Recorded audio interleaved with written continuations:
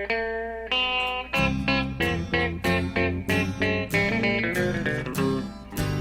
out there, we're on the air, it's hockey night tonight. What's up, guys? Welcome back to the Lighting the Lamp podcast. I'm here with Steve, as always, and this is going to be a pretty fun episode. We're just going to do some quote-unquote holiday-themed stuff. I know the holidays are past, but don't worry about it, it's fine. We're going to give out some presents, some lumps of coal, and we're going to do some New Year's resolutions for teams. So it's going to be a fun episode. So let's start off with a little bit of NHL news. We'll just talk about this kind of briefly. Turns out today, earlier, we're recording this about 4:20 in the afternoon. Alex Lafreniere, consensus number 1 overall pick, go to the net hard, has a leg injury, waiting on an update for him. Any kind of thoughts on that kind of situation? I mean, that's what we were talking about before we started recording, like the risk you take when you go to these international tournaments. Like, obviously, like the risk of injuries is pretty low for the most part, but still, like, you know, it sucks to see somebody like, again, the consensus number 1 pick, you know, go down with an injury in the second game of the preliminary round for Team Canada that was really counting on him to be a difference maker at the World Juniors. I mean, they have a good team. They have Quentin Byfield on that roster still, you know, a bunch of other guys. But I mean, when you have Alexis Lafreniere, who's been a difference maker all season for Rimouski, and was looking like a difference maker against pretty much everybody in this tournament. I mean, I think he had 4 points against the United States in the first game. That was a good game. It's tough, you know. It's really tough to watch, and it sucks because who knows how this affects his draft stock. Well, I mean, I still think he's going to go number 1. I don't think it's... I mean, it's like McDavid when he broke his hand. Like, he missed all that time, but he still went number 1. I think he's just so much... Not that he's so much better. I just think he brings more to the table than Byfield does. And the only thing that would make Byfield probably jump him is the fact that Byfield's a centerman. Right. But I don't think this is really going to affect draft stock. I just think it really sucks for Rimouski, who needs him to be competitive. And if he's done... if he's... Like, say he broke his leg and it's 8 weeks, like... Rimouski's really going to be in a bad spot because what do you do without the best player on your team, if not the best player in all of junior hockey? Yeah, that's a tough situation, especially for him. You know, he's trying to do everything he can for... I mean, like you said, he's pretty much a consensus number 1 pick, but as a young player, you still want to show off what you can do in your draft year. You want all that leverage you can in negotiating, especially with the contract. He's going to get a max entry-level deal with all sorts of bonuses, but it just sucks. You never want to see something like that happen. No, absolutely not. I mean, so just in talks about the World Juniors, like, the United States plays Canada on Boxing Day every year. I mean, we're American. We don't celebrate Boxing Day, but, like, I know most of the former Commonwealth does, so... the Canadians played on Boxing Day. They played the United States, and that was a really good game. But after that game, the United States played Germany yesterday.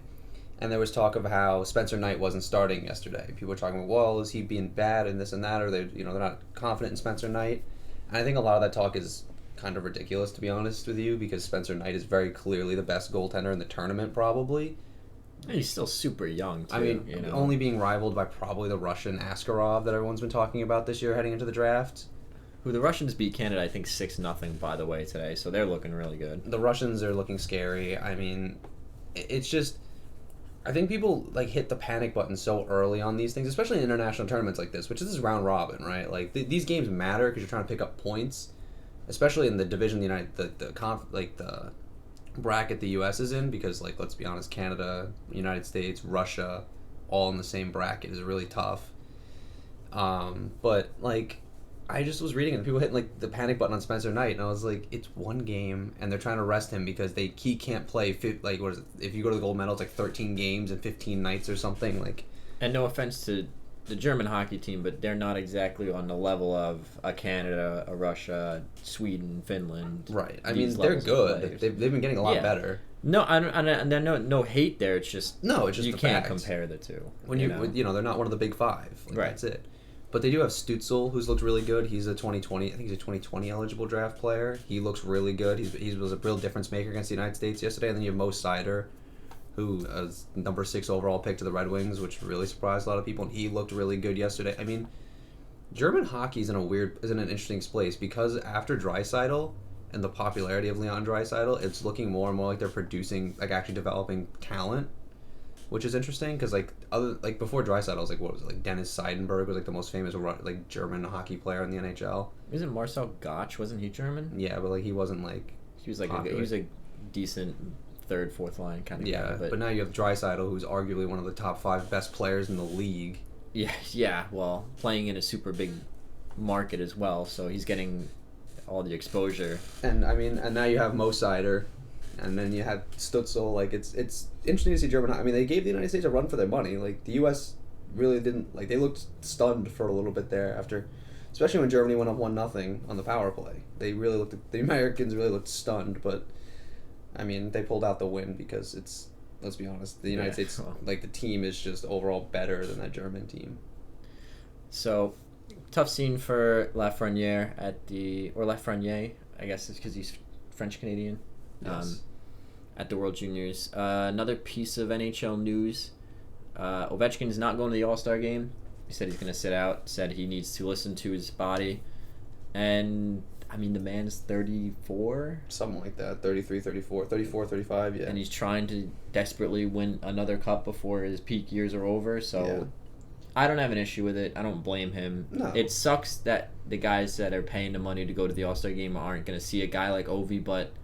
I mean, but he played in how many All-Star games in his career? So that's the thing. Like, how much do you owe the NHL at this point? Like, he played in every All-Star game from the time he was, 18, 19 to, and he hasn't gone in, 2 or 3 years now. Like, every year he's like, well... And it's usually the same thing. He says he's nursing an injury or he just doesn't want to go. And you said, I can't blame the guy. He's older. The All-Star game is really for, younger players at the end of the day. It's, to showcase young, exciting talent. And Ovechkin just feels like he doesn't owe anything to the NHL anymore. No. Especially because his team right now they're first in the NHL. They're obviously trying to, A, win the division, B, maybe go for that President's Trophy. I know they don't care about either one of those things. But, all they care about is playoff success. But, yeah. I mean, that week off could do a lot of good for a man who's getting up there in age. A guy that has played a lot of hockey in his career. I mean, and over the course of an NHL season, the bumps and bruises you get add up. Nobody's healthy by game 80 or 81. No. Everyone's got something, and so I don't blame Ovechkin for wanting to minimize what's there in game 82 heading into the playoffs because the Capitals can't afford to not have an effective Alexander Ovechkin on the ice. Yeah, if they were bottom feeding, he'd probably be at the All-Star game. Yeah, but he's trying to win another cup. All right, so I don't blame him. And like you said, he's older. His body, like you said, he has to listen to his body, and he's played a lot of hockey in his career, and he was never shy about being physical. So, and sorry. No, I was gonna say so his body's just got some wear and tear on it from all these years in the NHL, and he doesn't want to go, and I can't blame the guy. Especially for a guy that took how many years for him to even get past the second round of the playoffs. So. For him, he's trying to minimize that and probably trying to extend his career as long as he can. I mean, the guy probably wants to play until he's 40. He said it before. Yeah. He's chasing the Wayne Gretzky's goal record. So. And he's got an outside shot. I mean, he's going to be an 800 goal scorer. That's almost the guarantee at this point. Whether or not he hits the almost 900 that Wayne Gretzky had is a whole other story, but even if he slows down and doesn't score 50 every year and he's scoring 40 or 30, 35 to 40, he still has a shot. He's still going to hit because he scored 600 last year or the year before, and if he's hit 50 this year, he's 650. It's 50 next year. That's 700. And he's only 37. Then he's got 3 years. If by some miracle he's still scoring 50 when he's 38, 39, then there it is. He's at 800 and he's pushing Gretzky's record. So. Yeah, so I don't blame him at all. It sucks, but we've seen enough Ovi, and we're gonna see enough Ovi deep in the playoffs that I don't think come Game 7, say for example the Caps get back to the Stanley Cup Finals, Game 7, anyone's gonna be sitting there well, he didn't play any All-Star game. No, and the other thing with it too is I think it's really dumb that he got named the captain. I understand it's a fan vote and it's Yeah, but he sat out last year too, so it's you had to see this coming. But that, and it's also John Carlson was significantly more deserving than Ovechkin for that captaincy nod. I mean, John Carlson's was for how long was 5th in the league in scoring with I think he's still on pace for 90 to 100 points. Yeah, as a defenseman, he's on pace to score 30 goals, over 30 goals. But Ovechkin just gets it because it's a name. I mean, that's kind of how it is, right? But like I think all the other captains kind of made sense. Like Connor McDavid, you really can't say no to that. Nathan McKinnon can't say no to that. Pasternak. I was very surprised they gave it to an Avalanche, considering it's in St. Louis. But the fans you can't voted. argue with him. No, absolutely not. I mean, Nathan McKinnon kept that team afloat when literally the entire roster went down with an injury. So, and David Pasternak's a goal a game. He's gonna score 30 goals before the All-Star. He might get close to 40 before the All-Star break. Yeah, I mean, he could be the first 60 goal scorer since, what, 2012 when 2012 when Stamkos Stamkos did it on a terrible Tampa Bay Lightning team. Yeah, so there's that. Ovi's not going to be at the All-Star game. And then one little thing I want to touch on kind of briefly, just because it's not confirmed. There's a lot of rumors flying around from sources that are maybe not legitimate, but I do want to pick your brain on it. There was a rumor going around that because Ilya Mikheyev yesterday gets his wrist cut, has to go into surgery, a really awkward, unfortunate collision, I think it was Jesper Bratt of the New Jersey Devils. So there was rumors that since Mikheyev is probably going to be out for a little bit, having had surgery on his wrist, that the Maple Leafs were interested in signing Ilya Kovalchuk. I don't know where they're going to get this money from, if this is true, if they're interested in this, but what are your thoughts on patchworking Kovalchuk for Ilya Mikheyev? I don't think it would work for the roster. I mean, like, yeah, Kovalchuk can still shoot the puck like he used to, but he's not as fast as he used to be. He's not as dominant. So for a team like the Maple Leafs, who are built entirely on speed almost, I mean, even like if you want to just stick him on like the third line, and then they're essentially using him like they used Patrick Marleau, third line winger, maybe get 20 goals out of him if you're lucky, but like you're looking to play him on power play number 1 or 2 and really try to maximize his impact as a shooting winger. But I don't think Toronto needs any more scoring. I think if anything, No. if you're gonna patchwork in somebody from Ilya Mikheyev, you might as well bring somebody up that can impact the game in a different way, like a little Like more a defensive winger, or a penalty killing kind of guy. Yeah, a little more like somebody's a little heavier, And Kovalchuk just He's kind of sour grapes at this point. he wouldn't be worth the money that you'd have to pay him to sign him. Like, yeah, and even if you signed him for like $900,000, like, what are you really getting for like out what, of a him? year? Like, And with the attitude what that he happens showed when- on LA, where he just like, he I gave get up it, on the right? team. It's hard to stay mentally engaged to a team that is as bad as the Kings are. Well, the thing, But what do you like? Does he understand that just makes everyone else look at him, and especially given his past when he walked out on the Devils, like everyone's looking at him as like, this is it. This is the Kovalchuk. When This times is- get hard, he walks out on you. well, this is also like not to sound like that guy. Like, and I don't believe this, but this is what people. This is like the quintessential, like, Russian effect. This is what people are afraid of on Russian players, and this is why they don't get drafted as high as they should, or they don't get the contracts because like people are afraid they're just gonna leave and go to the KHL like Kovalchuk did. Like, and like he probably is looking like he's going to do again. Right, Because exactly. his contract just got terminated. right, he breached the contract. I mean, so I just don't see the point. I also don't see the point because then like, what do you do when Mikheyev comes back? Like, do you scratch Ilya Kovalchuk? Because then you're just gonna deal with the situation again where you have to terminate his contract. Now you have dead cap space. Yeah, and the Leafs, even Leafs a already have cap so hit of much dead. $700,000, they cannot afford dead cap space. No, so it's like I think they should just stay the course. I mean, like Mikheyev has been good for them. He's been a good middle six winger, bottom six winger, but it's not worth bringing in Kovalchuk for this because it's not like you're losing like John Tavares or like Right. Austin Matthews. I mean, like they lost John Tavares for like 3 or 4 weeks this season with a broken finger, and like they didn't panic, but like Mikheyev goes down, and they're like, well, maybe we should bring somebody in. It's like, Yeah, why? and even if you lose Mikheyev for the rest of the season, I mean, that sucks, but There's got to be somebody playing in your farm team because that was a Calder Cup winning Toronto Marlies team, yeah. and like who knows them better than Sheldon Keefe, coach of the Calder Cup winning Toronto Marlies. Yeah, so I thought that rumor was kind of silly myself. I don't agree. If they sign him, I think it's a dumb move. I don't see it. I don't see any NHL team really giving serious consideration of signing him because I don't think it would make any sense for a lot of NHL teams. And he's also just such sour grapes at this point. What are you going to do? Sign him and then 20 games in, You have to worry about him getting ready to getting pissed off and leaving the team. Yeah, so... There is one other thing I wanted to bring up real quick. Speaking of terminating contracts and walking out on teams, Elias Anderson and the New York Rangers... demanded a trade. The New York Rangers suspended Elias Anderson after he walked out on the Hartford Wolfpack. The rumor is that there was interest from multiple sources on Elias Anderson for multiple reasons, but the biggest suitor was apparently the Edmonton Oilers, And the Rangers and the Oilers have been looking to swap problem players here. The rumor is Jesse Puljujarvi for Elias Anderson in some configuration.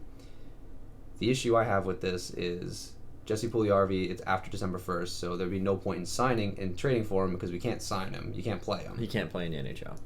And the other thing is, my issue with Elias Anderson is I feel like there's a sense of entitlement here that I really didn't like. Because, like, did he get the shot at the NHL level? No. Absolutely not. I mean, I'm not going to sit here and say the Rangers gave him a fair shake because they really didn't. But the reason, like, playing Ryan Strome over him at center was really strange to me, because especially when I thought Elias Anderson earned a better shot at a training camp. But whatever. Hedl went. But, like, this is my issue with it. It's like he got sent down, and instead of, like, proving his worth, he kind of just moped for 8 or 9 games with the Wolfpack. He went down and scored 3 points in his first game and then hadn't done anything since. And you can't tell me he's not, because he's not getting the shot out down there, because he was playing on the top line with their top scorers. I mean, even Kravtsov, he went to Russia, had a hard time, and came back, and now he's playing for the Wolfpack and he wants to play, so it's different. Philip Hedl got sent down after training camp, put up like 9 points in 7 games or something stupid, and got called up. Like, that's really what I wanted to see out of Anderson. I think that's what the coaching staff wanted to see out of Anderson. But I mean, I want to know what you think of the situation from the outside perspective, considering like I'm a Rangers fan, so I see this all first. Well, I've experienced this firsthand too. I mean, this is Josh Ho-Sang, and I pretty much can say almost everything you just said about Ho-Sang, or everything said about Anderson about Ho-Sang, where he didn't really get a fair shake from the coaches. He didn't really get a shot in the NHL. Sure, he played in the NHL. He's playing third and fourth line with like, don't even know. I couldn't even tell you at that point who it was. He really never got a fair shake. But you have to pay your dues when you're that young, especially on a team like the New York Rangers, who aren't full on tank and rebuild anymore. Okay, if this was the Detroit Red Wings and they were like, I don't want to play him in the NHL, I'd be like, dude, why are you not playing? Like, you have nobody else. Like, right. Play him. This isn't a team, like, not to sound like that, like, the Rangers right now, there isn't, like, a ton of ice time up for grabs because they have a serviceable NHL roster for the most part. And the thing is, do I expect the Rangers to go 3 or 4 rounds in the playoffs? No. But that's not the goal. The goal is really just to make the playoffs. And the goal is to give guys ice time to those who deserve it. And the other issue is, like I said, they're not full-on rebuilding anymore. If this was a year or two ago, I would be like, yeah, just give them the ice time, let them play. But this is a team right now that's been hot lately. They've been on a bit of a kick. They played a very good game against the Carolina Hurricanes yesterday and pulled out the win there. They're beating good hockey clubs, and when you're that young, especially for a GM like the Rangers have, and with Ho-Sang when Lou Lamoriello took over, Lou Lamoriello didn't blink, and that's why Ho-Sang eventually had to tuck his tail between his legs and say, okay, I want to play in the AHL. So Lamoriello won that fight. So his name just escaped me, Rangers GM. Oh, Jeff Gordon. If Jeff Gordon doesn't blink, Anderson doesn't really have an option here. He can go play in Europe, or he can, like, he doesn't. You have to pay your dues. I don't care how good you are, unless you're a Connor McDavid or an Austin Matthews. When you're breaking into the league, you have to pay your dues. I mean, Ryan Strome, when he broke into the league with the Islanders, third line center, really struggled for a long time, broke out under Doug Weight, and then when he kept putting in that work and putting in that effort, and then goes to Edmonton, struggles there, goes to the Rangers, and now he's their second line center. In the NHL, you don't get, this isn't the NBA. You don't get to demand more ice time, and you're going to get it. You have to pay your dues. It's the way the league has been run, and look, do I feel for Anderson a little bit because I thought he had a phenomenal preseason? Sure, but you can't look at this and be like, well, I deserve this. I don't agree with the GM, so I'm going to sit out. What I will say is, do I like the fact that he at least demanded a trade and said, like, look, I think we're going different ways here? Yeah, that's a respectable thing to do, but you can't sit out and whine and mope and then get your contract cut. That was the biggest issue. Like, if he just requested a trade on the quietly, and like, hey, I don't think we're working here. It's like we're not seeing eye to eye. I don't see this working out in the future. I'm gonna go down and play, but let's try to get a trade going. That's fine. But it's like the fact that he's like, well, I want to trade and I'm not gonna play. Is it really like rub me the wrong way? Because it's like, well, then what are you like? You're hurting your own value. Right. Do you think teams anybody's aren't going going to to want to teams aren't going to want to take a chance on you because A, you're not producing, and B, you walked out on your team. This is like the Kovalchuk thing. Like when you walk out on a team, it leaves a bad taste in a lot of people's mouths, especially because let's be honest, the GMs all talk. They talk to each other regularly. They all have to work together in this league, so like they are all on very like cordial terms with one another. I mean, yeah, are there like rivalries and teams that you wouldn't see traditionally trade with one another? But it doesn't mean Jeff have Gordon to work together. Yeah, it doesn't mean Jeff Gordon hates Lou Lamoriello. It's just like they still understand that, like, well, and like so. Well, I think that's part of the reason why Hosang didn't get traded is because the league's and Hosang, we've seen flashes of brilliance from him. We've seen that he can have those moments where he dekes out 3 or 4 defenders and scores a nice goal. But attitude means so much in the NHL. The other thing was, like, not to sound like that guy, like, but I remember watching, like, because you talked about the Hosang thing a lot when it happened, was, like, he also didn't seem committed to, like, getting better away from the puck. He seemed like he wanted to just play his game. He wanted just to be a 100-foot player. But it's, like, in the NHL, even, like, the best players kind of sort of play 200-foot games. Like, Ovechkin now plays a 200-foot game. He attempts to play defense. Well, Ryan O'Reilly still plays a 200-foot game. Even guys like Nate McKinnon, Connor McDavid, like Artemi Panarin. You don't get to be an 100-foot player anymore. No, you don't get to be a Mario Lemieux who just sat at the blue line waiting for breakout passes. Like, it doesn't happen. Yeah, and unless you're putting up 200 points, you're gonna get benched when it's 4-on-5 in your own zone and you're stood up coasting into the defensive zone. Yeah, so I don't know. The situation was interesting. I mean, it's just been interesting because I also think that people are talking about how there was a bad draft pick, and in hindsight, it might have been.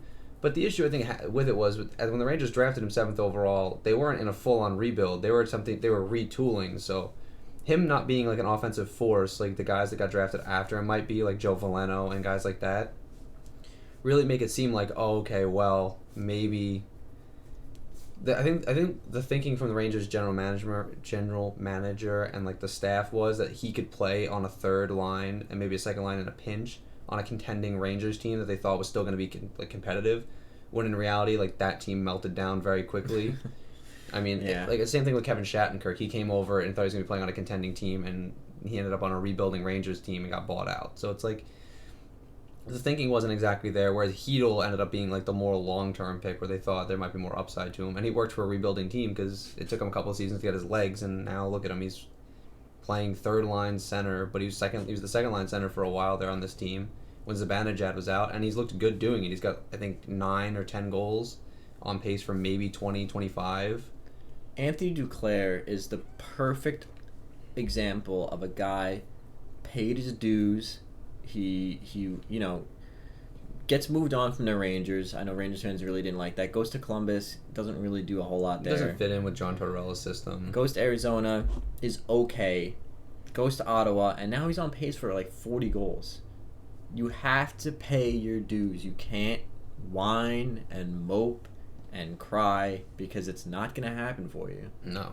Robbie Fabry's the same way. Robbie Fabry got traded off a Stanley Cup contender to the Detroit Red Wings, the worst team in the NHL, and he's never looked better.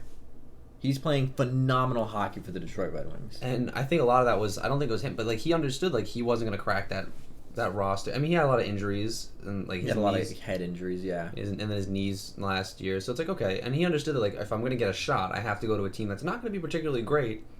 But he did it. He went and he did it, and he earned that. And now he's playing top 6 minutes, and he's looking great. Yeah, he looks good, phenomenal. He looks like the Robbie Fabry that the St. Louis drafted, and it's like, did St. Louis want to trade him? No, but they had to. Yeah. So as far as Elias Anderson, just to kind of put a bow on it, listen, you have to. I know I keep saying the phrase, but you have to pay your dues. You have to make your bones. Go to the gym, put in the work, go down to the minors. Play 3rd or 4th line minutes on the minors. Coach, all of a sudden some guy gets hurt, or coach looks at you and says, all right, let's give him a shot on the second line. Oh, now you're on the second line in the minors. Coach is really liking you. Now you're on the first line in the minors. Now you're the next guy on the depth chart. Now you can't just expect to walk into the NHL and play second line minutes. I mean, look, even Capo Caco understands that. Capo Caco's played 4th line minutes some nights for the Rangers. They're like, he understands, especially in the beginning of the season. He understands it. Like, if he doesn't look good and you don't play well and you're not competing, you're not gonna get the time. Especially when on a team with like the Rangers, like you said, they're not the New Jersey Devils right now, where there's ice time up for grabs, or the Detroit Red Wings, where there's a ton of ice time up for grabs, because The Rangers are not, even if they don't make the playoffs, they're looking to play meaningful games into April. They're looking to stay competitive, and like you said, they are looking good recently. They've been hot. They've been beating good teams, and they've been looked good doing it. So it's just, he has to understand the situation, and I don't think he He's asking himself what he wants versus what the team wants. right. And that's a bad attitude to have in the NHL. It's always the team goes first. Like, if the coach asks you to play third line minutes and go out there and be a checking forward, and even if you don't like it, you do it. Well, to quote, kind of cheesy, but to quote Herb Brooks, the name on the front's more important than the name on the back. Right. And it always will be that way in the NHL. It'll be that. That's why it's a team sport. Like, do you think Connor McDavid is going up to the GM and whining and complaining that he has to play with Zach Kassian? No, he goes out there and he turns Zach Kassian into a 10-goal scorer. At this point, he's got like 6 or 7 right now. Like, just do your job. Just do your job. You have to buy it. You have to earn it. And like, to be honest, when he was on the Rangers, he really didn't do anything that made him look like he needed to earn. He earned more ice time. He wasn't getting any points. He wasn't doing anything. Brett Howden jumped him on the depth chart, and then Hedl came up, and Hedl came out of the gate like he was shot out of a cannon. So like, he really was competing against those guys, and he didn't look good comparatively. I mean, even Ryan Strome was a point per game for the Rangers there for a while. So like, on the center depth chart, he really managed to take a team that had holes down the middle and work himself out of the rotation just by not really trying.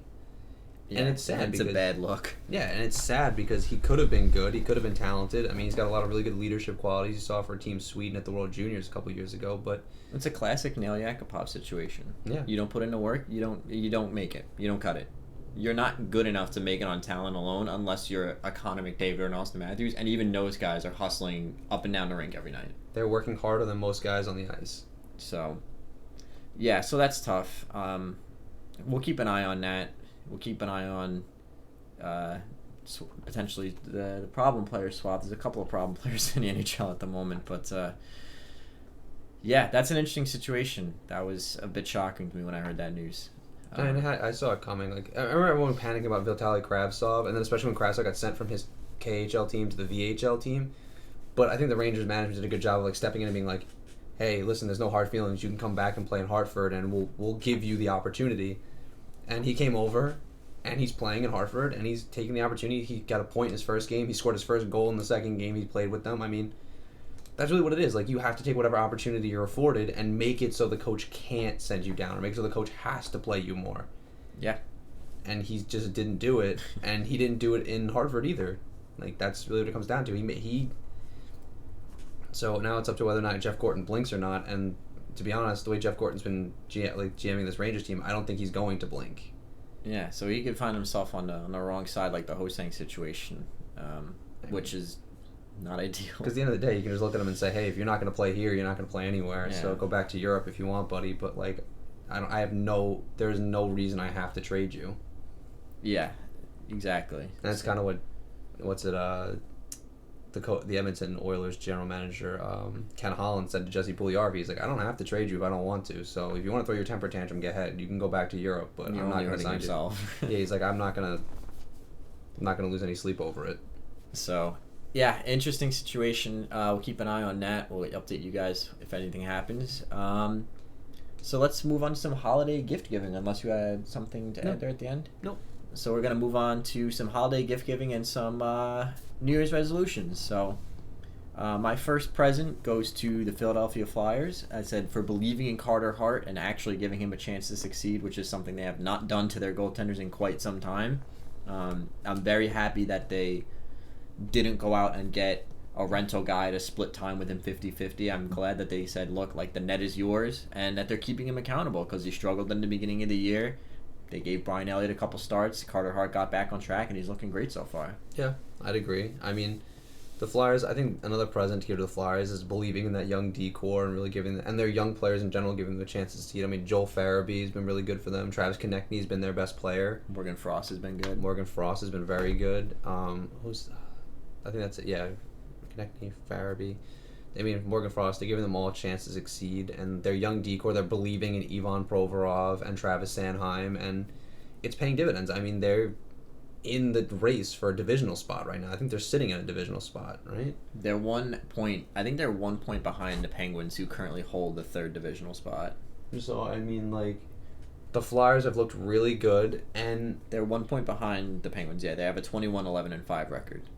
So they're 1 point behind the Flyers, 2 points behind the Islanders. and this is a team that also is missing Nolan Patrick, who they For most of the year at this point. who they're expecting to make a big jump and be an effective player for them because he got drafted You don't go number 2 overall without having any kind of talent.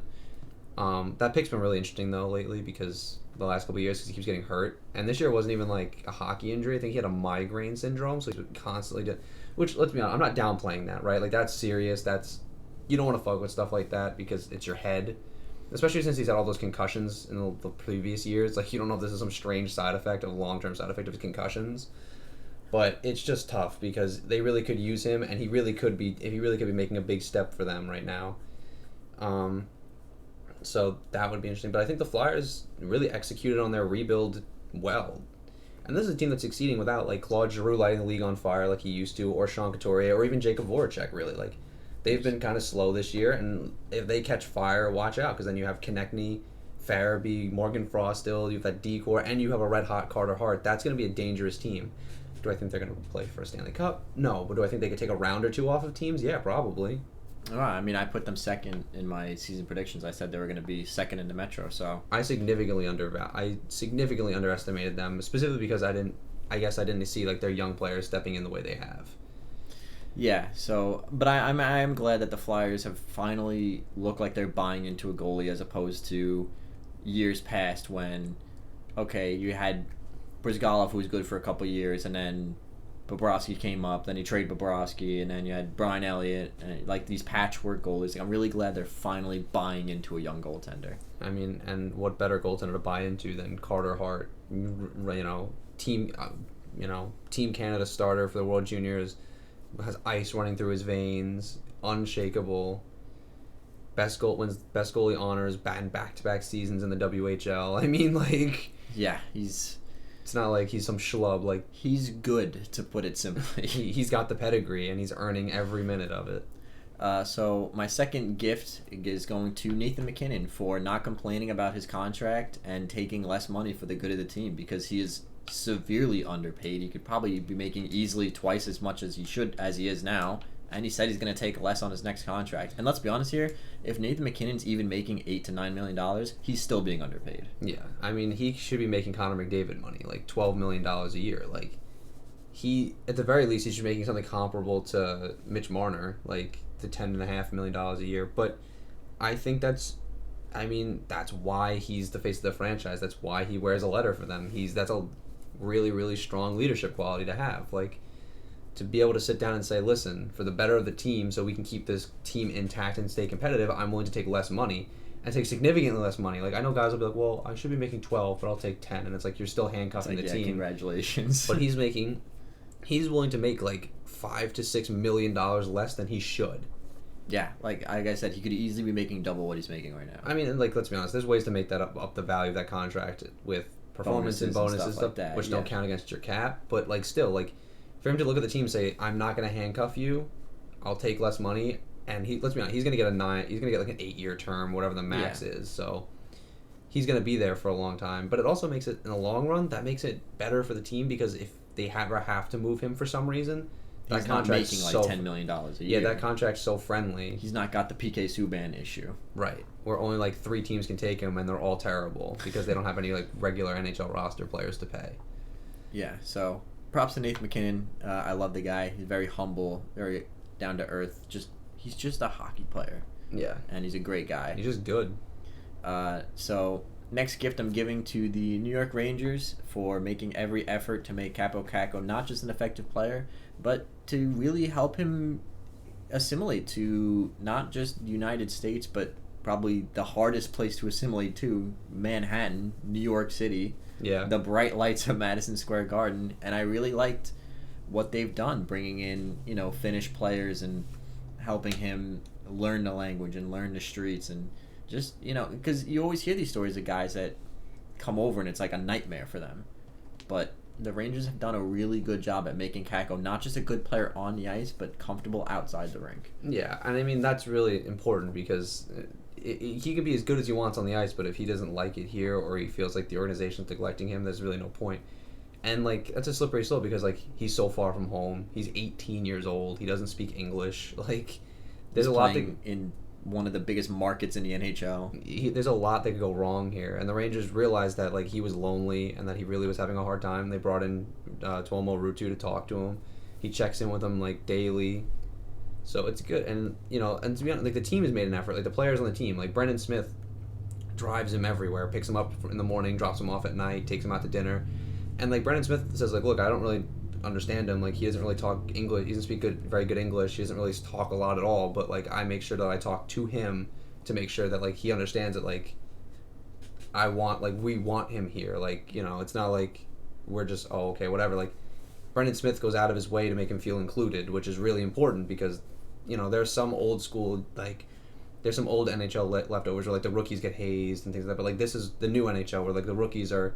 The league's younger, so you have to encourage these players to be good faster. So to make them feel included and integrated and like feel like they're part of the team as quickly as possible is really important. And like the Boston Bruins, Patrice Zdeno Chara said it best. There's no hierarchy in our locker room, and you can see that on the ice. The young guys like came in and contribute because they don't feel like they have to earn anything or prove anything to these veterans. They just come in and respect, and there's just like a respect there. So I think that's really important. I think the Rangers are doing something similar with Kaapo Kakko. Like there's no lumps to be earned, like outside of like from the coaching staff, which is normal. But in the locker room, there's no hierarchy. It's like, is there like probably some rookie teasing that goes on? Of course, there always is going to be. But like, he's not getting like made fun of to the point where he wants to go home. Right. Like they make him feel included. They make him feel like one of the guys. And I mean, the Rangers have a lot of European players who don't speak very good English. I mean, like. Buchnevich struggled for a long time. He had a hard time. And now that he has Panarin out there, like he has somebody he feels like he can talk to.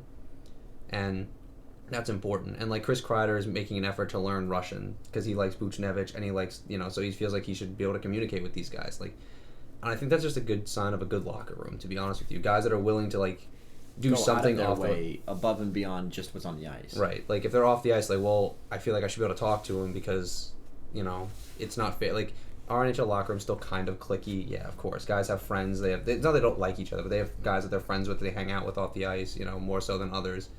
But even still, just to be like, listen, I need to be able to talk to him at some point. Even if it's just like to communicate on the ice or off the ice, it's important. And I think that's really like shows really well in the organization and the way the organization's handling a lot of this. Yeah, they've done a great job, and it really makes me, even as an Islander fan, it makes me happy to know that they're not just treating these guys like a product. Right. They're people.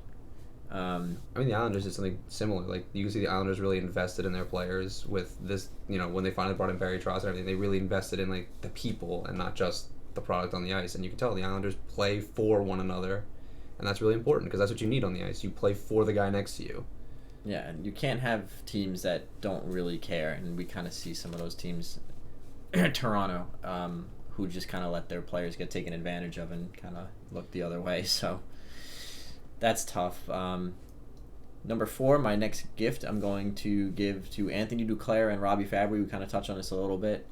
Just for sticking with it and making the best out of what's essentially lost seasons for their teams at this point. They paid their dues and they're reaping the benefits at this point.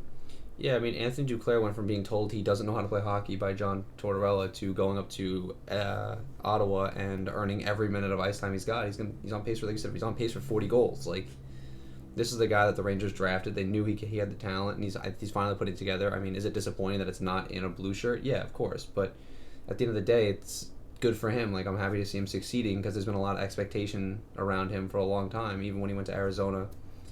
And Robbie Fabry, the same thing. It's good to see Robbie Fabry overcoming some injuries, in his career to get back on his horse and go out there and actually, play good, meaningful hockey for a team that's not very good. I mean, neither of these teams are good. They're both lottery teams, and yeah. But these guys are playing their hearts out. They're playing like every night matters, even though most nights don't matter at all. And that's a good quality to have because if you play like every night matters when it starts to matter, you're already in that mindset. Right, because then now when the games do matter, you don't have to like you don't switch. hesitate. Yeah. you're ready for it, you know? So my final gift I'm giving to the NHL at large for responding swiftly to the abuse allegations and not just kind of being like, oh, we'll deal with this later. I think they handled it pretty well. I like what they've done. And I hope, fingers crossed that their word is good and that they're going to take this stuff seriously. I think the biggest thing I think with the NHL is that, like, I respect that they put, like, the hotlines in place. They're really looking to cut it down on it, and they made it they made it illegal in the NHL to hide these things. If anything happens, it has to get to the league. The league has to know. And I mean, who knows how many teeth this thing has, like how how enforceable it is. But I mean, Gary Bettman's been good about this in the past. I mean, like, I think it'll be forceful repercussions for any sort of, and the NHL, I think, will do their due diligence and conduct their their investigations properly and all that stuff. But at the end of the day, it's just, I think any response from the NHL will be forceful because it's been forceful in the past and there hasn't been a code before. Now there's a code and there'll be examples and there'll be something to be made codified about it. Whereas like Slava Voinov got something, Varlamov got something back in the day, but it wasn't like, there's no barometer for it, where now it's like, okay, well, here's the league, set up the board to look at it. And it's not the Department of Player Safety. It's a whole separate entity, which is important because the Department of Player Safety isn't really equipped to handle something like that because these aren't on ice incidents. Right. Like, they're looking for headshots and dirty plays on the ice, whereas this is now looking at investigating real criminality essentially. And the league is, I think the league is equipped to handle this in a way that most other professional sports leagues aren't exactly equipped to handle it in. Like, the NFL has been terrible with it. To be honest, the MLB's been pretty terrible about it. Whereas I think the NHL is the first professional sports league of the Big Four to actually take a step in this direction and be like, we are not accepting this. We're not accepting any of this. And the NHL's been on the forefront of a lot of that stuff. I mean, they were like with the You Can Play initiative, they're one of the first professional sports to say, like, gay, lesbian, straight, transgender, whatever you want, like, in that LGBTQ plus community, you can play hockey.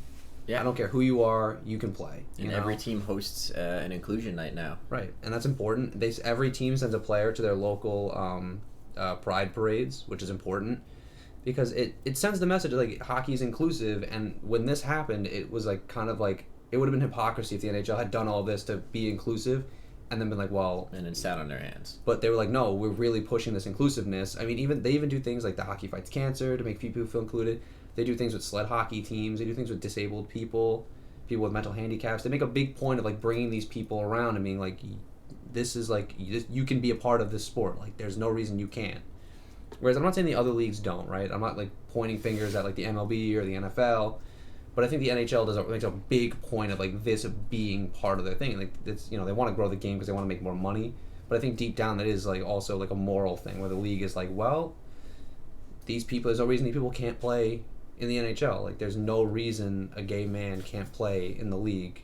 And be open and honest about it. Right. And I think, that's important. So this is also a really important step. And I think this is just a byproduct, not like a byproduct, but, like, the logical conclusion of that, because if the league had turned a blind eye, that all would fall on deaf ears because they'd look like giant hypocrites. Yeah, and I really hope that this doesn't end up being just a note on a door, like, hey, look at what we did. Like, I really do hope that they will take this serious, and I think they will. I believe they will. They've done it before in the past. I mean, when the league set up they've done it with. I mean, the league's thrown people out of the league for smaller things. Like, Sean Avery got suspended, like, 50-something games for making a comment detrimental to the league. So I don't think this is going to be anything different. I mean, Bill Peters has pretty much been blackballed from the NHL, and the NHL almost had nothing to do with it, in air quotes. I mean, right. The NHL definitely leaned on the Calgary Flames. Yeah. I don't think they really had to lean on them that hard. I think the Calgary Flames were going to do it anyway. But, like, the league definitely was, like, looking at them like, if you don't do the right thing, we are going to do the right thing. Right, exactly. And then even, like, Jim Montgomery, even though there's not been a lot going on there, the team, like, the league looked at it and the team stepped it and they're like, all right, it's over. And the league was just like, okay. So I think, like, this also just makes it so the teams hold themselves accountable, because if they don't, the league will. And you don't want the league coming down on you. No. whether the penalty will be monetary or even if it's a hockey operations penalty, like they start taking draft picks. Like you don't want to find out because the league hasn't said. And you also don't want to be the team that had to get in trouble for this stuff from the league. Right. Because that's a bad look. It's 1,000% bad luck. So, yeah, that's. But I do like what they've done. So I'm going to give them a gift there. I'm going to give some lumps of coal. We're going to give first lump of coal to Kyle Dubas for building a roster that he knew was incompatible with his coach and then scapegoating his coach, firing him, and basically making Babcock look like an idiot the entire time. Don't really like the fact that he knew what he was doing. He knew he was building that roster for Sheldon Keefe. Of course. I mean, and we talked about this at length in our podcast where we went to bat for Mike Babcock. And while Mike Babcock might be insufferable and a terrible person and not a nice guy, he wins hockey games. Like, given the right roster, he can win games. Guys might not like playing for him. I mean, even former Detroit players have come out and said that he was awful and they hated him and they didn't like him as a person. He knows how to. He's probably strategist bar none in the NHL. He might be the smartest coach on the ice. But when you have a GM who's not on your team, basically. Right, yeah, you're pretty much coaching against your general manager, and that feud had been boiling for years at that point. Like they jawed at each other in the media. I mean, there was talk of him and Austin Matthews not seeing eye to eye, and like he had to go to Arizona to talk to Austin Matthews in the off season. Like there was a lot there. So, but I mean, like at the end of the day, it really did come down to that that Kyle Dubas didn't believe in Mike Babcock, and instead of just firing him and being like, I don't agree with the direction, or we need a change in direction, which I would have been fine with because it's a hockey move at that point. But like, listen, the roster doesn't fit. We want to go in a different direction. We don't think you're going to fit in here anymore. They kind of just they threw him to the wolves and let him flounder and then waited for an excuse to fire him. Yeah. And make him the bad guy. If they had fired him at the beginning of the season, I would have been okay with it. Or even after last year's first round exit. Yeah, like in the offseason, that makes sense. But at this point, it was just kind of petty. Yeah, it just kind of looked bad, especially if they jawed at each other in the media the way they had. Yeah, so Kyle Dubas, you're getting a lump of coal. I'm giving another GM another lump of coal. Ray Shero, I'm giving you a lump of coal for seemingly having no direction when it comes to the New Jersey Devils roster. I don't think he knows what he wants to do, and he's hurting the franchise as a result. I mean, I don't like the Devils. I mean, I don't think any Islander or Ranger fan does, but you have to feel for them when they have a GM that seemingly his left hand doesn't know what his right hand is doing. I think the issue with Ray Shero was he had an idea of what he wanted, right? He wanted to be competitive. He wanted to be a playoff team this year. It's why you make the PK Subban trade. It's why you sign Wayne Simmons. It's why you do all these things, and you try to hang on to Taylor Hall, and then everything goes wrong, and now he doesn't now the team is is kind of just in free fall. Like you really don't know what to get out of this team. And I don't think he knows what to do because he didn't count on having to rebuild the team again. And then you trade Taylor Hall for picks and prospects again. Right. So now what do you do? But you're stuck with PK Subban, who's north of 30, making $9.5 million a year. So, like, what do you do there? Like, that's a contract you have to eat. And PK Subban can't afford to sit through, like, a 3 or 4 year rebuild. You have Jack Hughes, who you want to get into the playoffs as quick as possible because you want him to play on, like, center stage. You want him to play, in front of everybody and to show how good he is. And you have Nico Hischier, who's really good, but my biggest lump of coal for Ray Shero is not solving the goaltending issue in New Jersey. But I understand. And for some reason, thinking that Schneider was the answer again. I mean, like Mackenzie Blackwood's good, right? He's been good for them. He hasn't been great. He hasn't been terrible. He's been good, and his numbers don't show how good he's been because a lot of nights he's getting shelled for 60 minutes a night. I mean, they somehow managed to beat the Toronto Maple Leafs last night, I think. No, the Leafs won in overtime. They did. The Devils put it in their own net. Oh, that's right. They did. Devils put it in their own net. But they were beating the Maple Leafs for long stretches of that game. I mean, it's just like I think he's confused because everything he didn't work. Yeah. So he's just kind of looking at it like, well, what do I do now? And it's like you can't. you can't have a GM whose answer is, what do I do? Yeah. You can't flounder like that, especially when you make such. Like, Jarmo Kekalainen made his moves and knew that they couldn't work, and at the end of the season was like, we didn't win a Stanley Cup? Okay. And he saw the direction. He still knew where to go. He stuck by his players, he stuck by his coach, and went. And they're not a playoff team. The Columbus Blue Jackets are not going to surprise anybody and be a playoff team this year. But they're playing meaningful games. I mean, they've been really good as of late. I think that's also Korpisalo having a December to remember, but... I mean, they beat the Washington Capitals 3 of their 4 meetings this season, I think. Like, they've been good. And Korpisalo, I think, is finally looking more comfortable in the net. I mean, he's always been good, but, like, he's finally taken the net and, like, running with it. But that's just the thing. Like, you see all these other GMs making these moves, like the Rangers bringing in Artemi Panarin, Jacob Trouba. Like, there's a vision here. There's a direction. So like, we're building towards being competitive. And the Devils had that vision, but it didn't work, and now they don't know what to do. Now the panic button is in, and like the red alarm's going off, and they don't know what to do. I mean, they traded Taylor Hall for practically nothing. Yeah, nothing that helps them now, or Right. even within the next 3 years, I would say. Like, the defenseman that they traded for, whose name is Kevin Ball, is playing for, I'm pretty sure he's playing in the World Juniors right now. I think he's on Team Canada. Yeah. So it's like, okay, well, he's talented, he's good. But the other two guys, it's kind of a moot point. Like, one's a centerman who's struggling at the AHL level, and the other one is still playing junior, so it's tough to tell. And they don't, like I said, they don't solve their goaltending issue, and they conceivably get possibly 2 first-round picks out of it. Yeah, which, So it's again, like, okay. Those would take another 3 years to get to the NHL. So it's like, well, what are you doing here? Like, you have PK Subban, you have Wayne Simmons, whose contract is up at the end of the year anyway, so that's not a big deal. But like, Yeah, you have Kyle Palmieri still on that roster, who's 28, that's 29. kind of, you guys can't see it, but we're both kind of just like this. The palms up. What are you doing? Yeah, because it just doesn't make any sense. So he's getting a lump of coal. Drew Doughty's getting a lump of coal for having just seemingly temper tantrum after temper tantrum this year. You know, going after the Canucks after they lost. His feud with Matt Tkachuk. While it's funny and it's good for the sport, I think, you know, some of the vulgar language he used, you know, in Calgary was not cool. Mouthing off to the fans and the crowd after he scored that goal or whatever. And just over and over on, you know, just like saying these things about these teams that are clearly better teams than the Kings, and just making himself out just these sour grapes, this bitter old man. And the thing that sucks is he's still got some good years of hockey left in him, but if he keeps talking like this, They're going to be wasted on a terrible LA Kings team. yeah. My thing with Drew Doughty is, it's like, I understand he's hyper competitive, right? He always has been. He wants to win, and there's nothing wrong with that. He won 2 Stanley Cups entirely because he wanted to win. That's fine. And there's nothing wrong with him being like, listen, we should be better than this. But at the end of the day, you got to give other people credit, and you can't be sour grapes, and you can't throw temper tantrums in the NHL. Like, you're a professional athlete. This is your job. If I threw temper tantrums the way he does at my job, I'd be fired.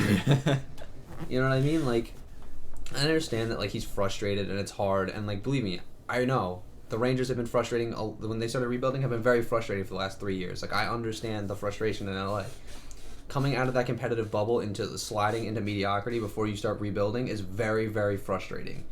But the good thing for the Kings is it looks like they're getting ready to bottom out. You don't get much worse than this. You're sitting 30th or 29th in the NHL like they are. Like, it's them, the Devils, and the Red Wings are the worst team in the league. So, like, you don't get much worse than that. So the good news is they're going to start getting the draft picks, and the talent's going to start flowing again, and they're going to be competitive. And Drew Doughty, if he's willing to work with it and not stop throwing temper tantrum, can be a part of the resurgent LA Kings team as a leader later in his career. But all he's doing right now is making him, like, he's making it hard to trade him, like you said, because no team wants to take on a personality that might seem kind of toxic to a locker room. Yeah. Because when things start getting tough, it looks like he just wants to complain and throw temper tantrums instead of, like, actually working to, like, find a solution. Right. So, like, teams that aren't going to trade for that, because, like, every team goes through rough patches. They do. And if you go through a rough patch and one of your best players and one of your most vocal leaders is just bitching and moaning the entire time, Especially to the media, who has a field day with that kind of stuff. then it's like, it just makes it harder for your team. Yeah. So Drew Doughty's getting a big lump of coal for basically being a baby. I would like to also tag on a lump of coal to the LA Kings in general, the general management, because they really haven't. They also seem like they're directionless. They don't seem like they know what they want, because signing Ilya Kovalchuk doesn't make any sense in conjunction with the rest of the trend of the team. If this was the 2013 LA Kings signing Ilya Kovalchuk after he, for some reason goes to KHL for one season and wanted to come back, it's like, okay, this is a team still well within its competitive window, and they could use the goal scoring help, because let's be honest, that 2014 LA Kings team could not score many goals by any stretch. No. When you're relying on a goalie to have a less than 2 goals against average to win games. So, like, that would have made sense to me, but it's like, here's a team that's not competitive, not going to be competitive, they're in the weakest division in hockey, and they're still not winning games.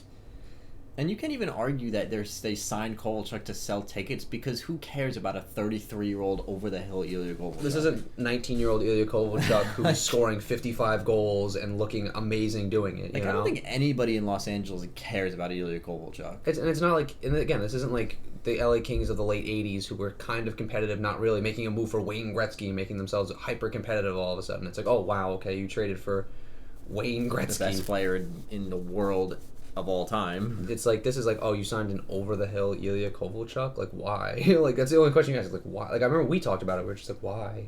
Yeah, and then now you deal with the fallout because of his toxic behavior. Right. So, the LA Kings seem to keep encouraging this, like, strange mix of, like, toxic... Like, their rebuild seems really, really off-kilter right now because it seems really toxic in that room. Like, Kovalchuk walking out is not a good look. It's not a good look to have young players around somebody like that. And it's not good to have young players around somebody like Drew Doughty. I mean, like, the competitive nature is really good to, like, rub off on them, but the temper tantrums aren't.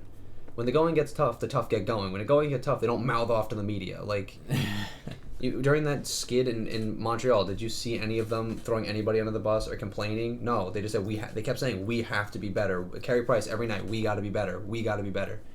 Shea Weber, the captain of the team, we got to be better. We got to be better. And Shea Weber, nobody wants to win more than Shea Weber. Shea Weber's been hyper-competitive since day one in Nashville. But he was never like, we shouldn't be losing to teams like this. He's like, we just need to be better. We need to stop making mistakes.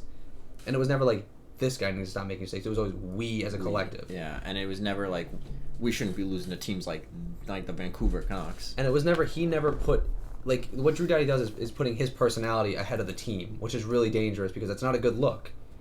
Especially not for a guy that wears a letter. Right. It's like, throwing it, like, occasionally it happens, right? Sometimes it works to call your team out. If they're playing especially bad and you come out and you're like, there's no reason. Like, good teams come out and like St. Louis last year. When they were on that run, eventually guys started being like, there's no reason we're losing these games. It was still the mantra of we need to be better, but at the end of the day, it was like, we don't, like, it got to the point where they were like, we're not good. And that's fine to call guys out. Sometimes it works, but leave it in the room. Yeah. Don't bring it in front of the media. And there's no reason to feud with Matthew Tkachuk. Yeah, did Matthew Tkachuk try to take advantage of you? Well, it's not like Drew Doughty isn't exactly the cleanest player on the ice either. No. He's been mean and nasty his entire career. And there's nothing wrong with walking that line. But when somebody else walks the line and takes advantage of you, you can't be mad about it. You just can't.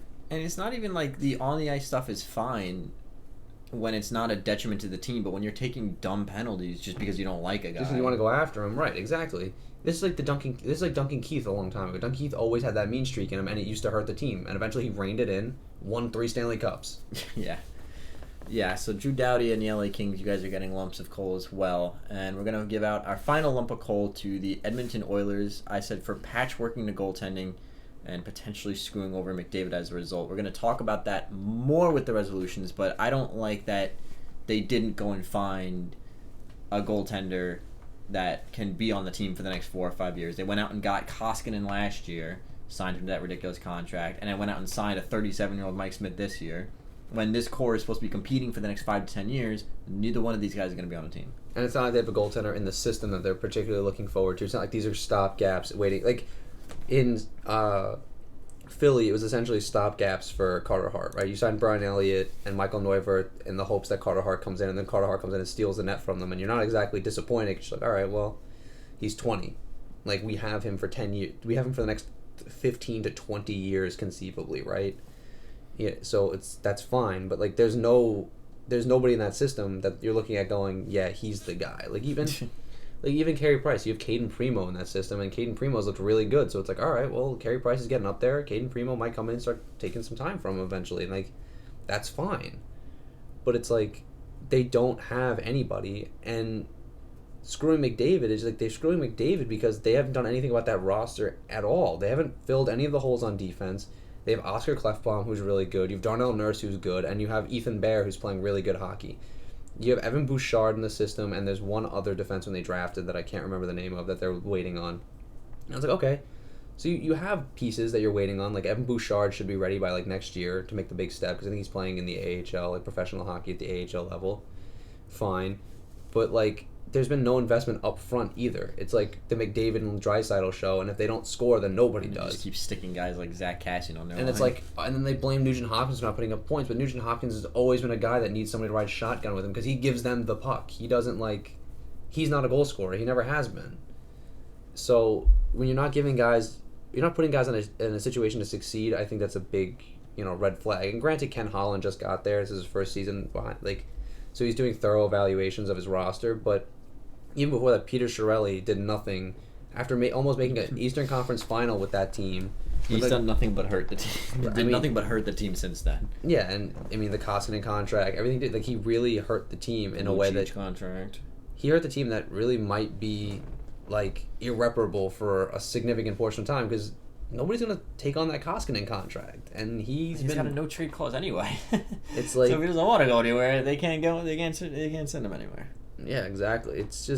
It's tough, and I feel like you got to feel bad for McDavid. This is the best player on earth. He should be playing in the playoffs. He should be competing for Stanley Cups. He should be center stage, under the spotlight every night, and he's only been into the playoffs once in his entire career, and it's been 4 or 5 years at this point. Yeah, and that's going to lead us into our New Year's resolutions here, which part of the New Year's resolutions have some similar themes, so I guess we could just bounce back and forth. My New Year's resolution for the Carolina Hurricanes is to find a game-breaking forward. I think this core is really good. I think Sebastian Aho and guys like Aho, Svechnikov, Dougie Hamilton, these guys are good players.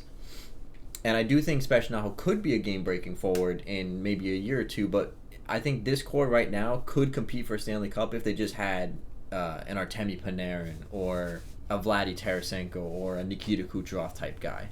I think from my resolution for the Carolina Hurricanes is just to stay the course. They've been hyper competitive all year. They've been really good. Their goaltending has been good.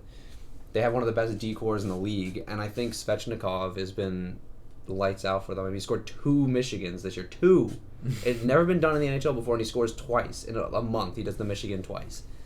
I think if they really believe in their young talent and just stay the course with this team this year, they could. I mean, they made the Eastern Conference Final last year. They could do it again this year. There's no reason they couldn't. I mean, yeah, are they going to be coming out of the dogfight of the Metropolitan? Yeah, but even if they get a divisional spot or they cross over, they're going to be a tough out no matter who they pull.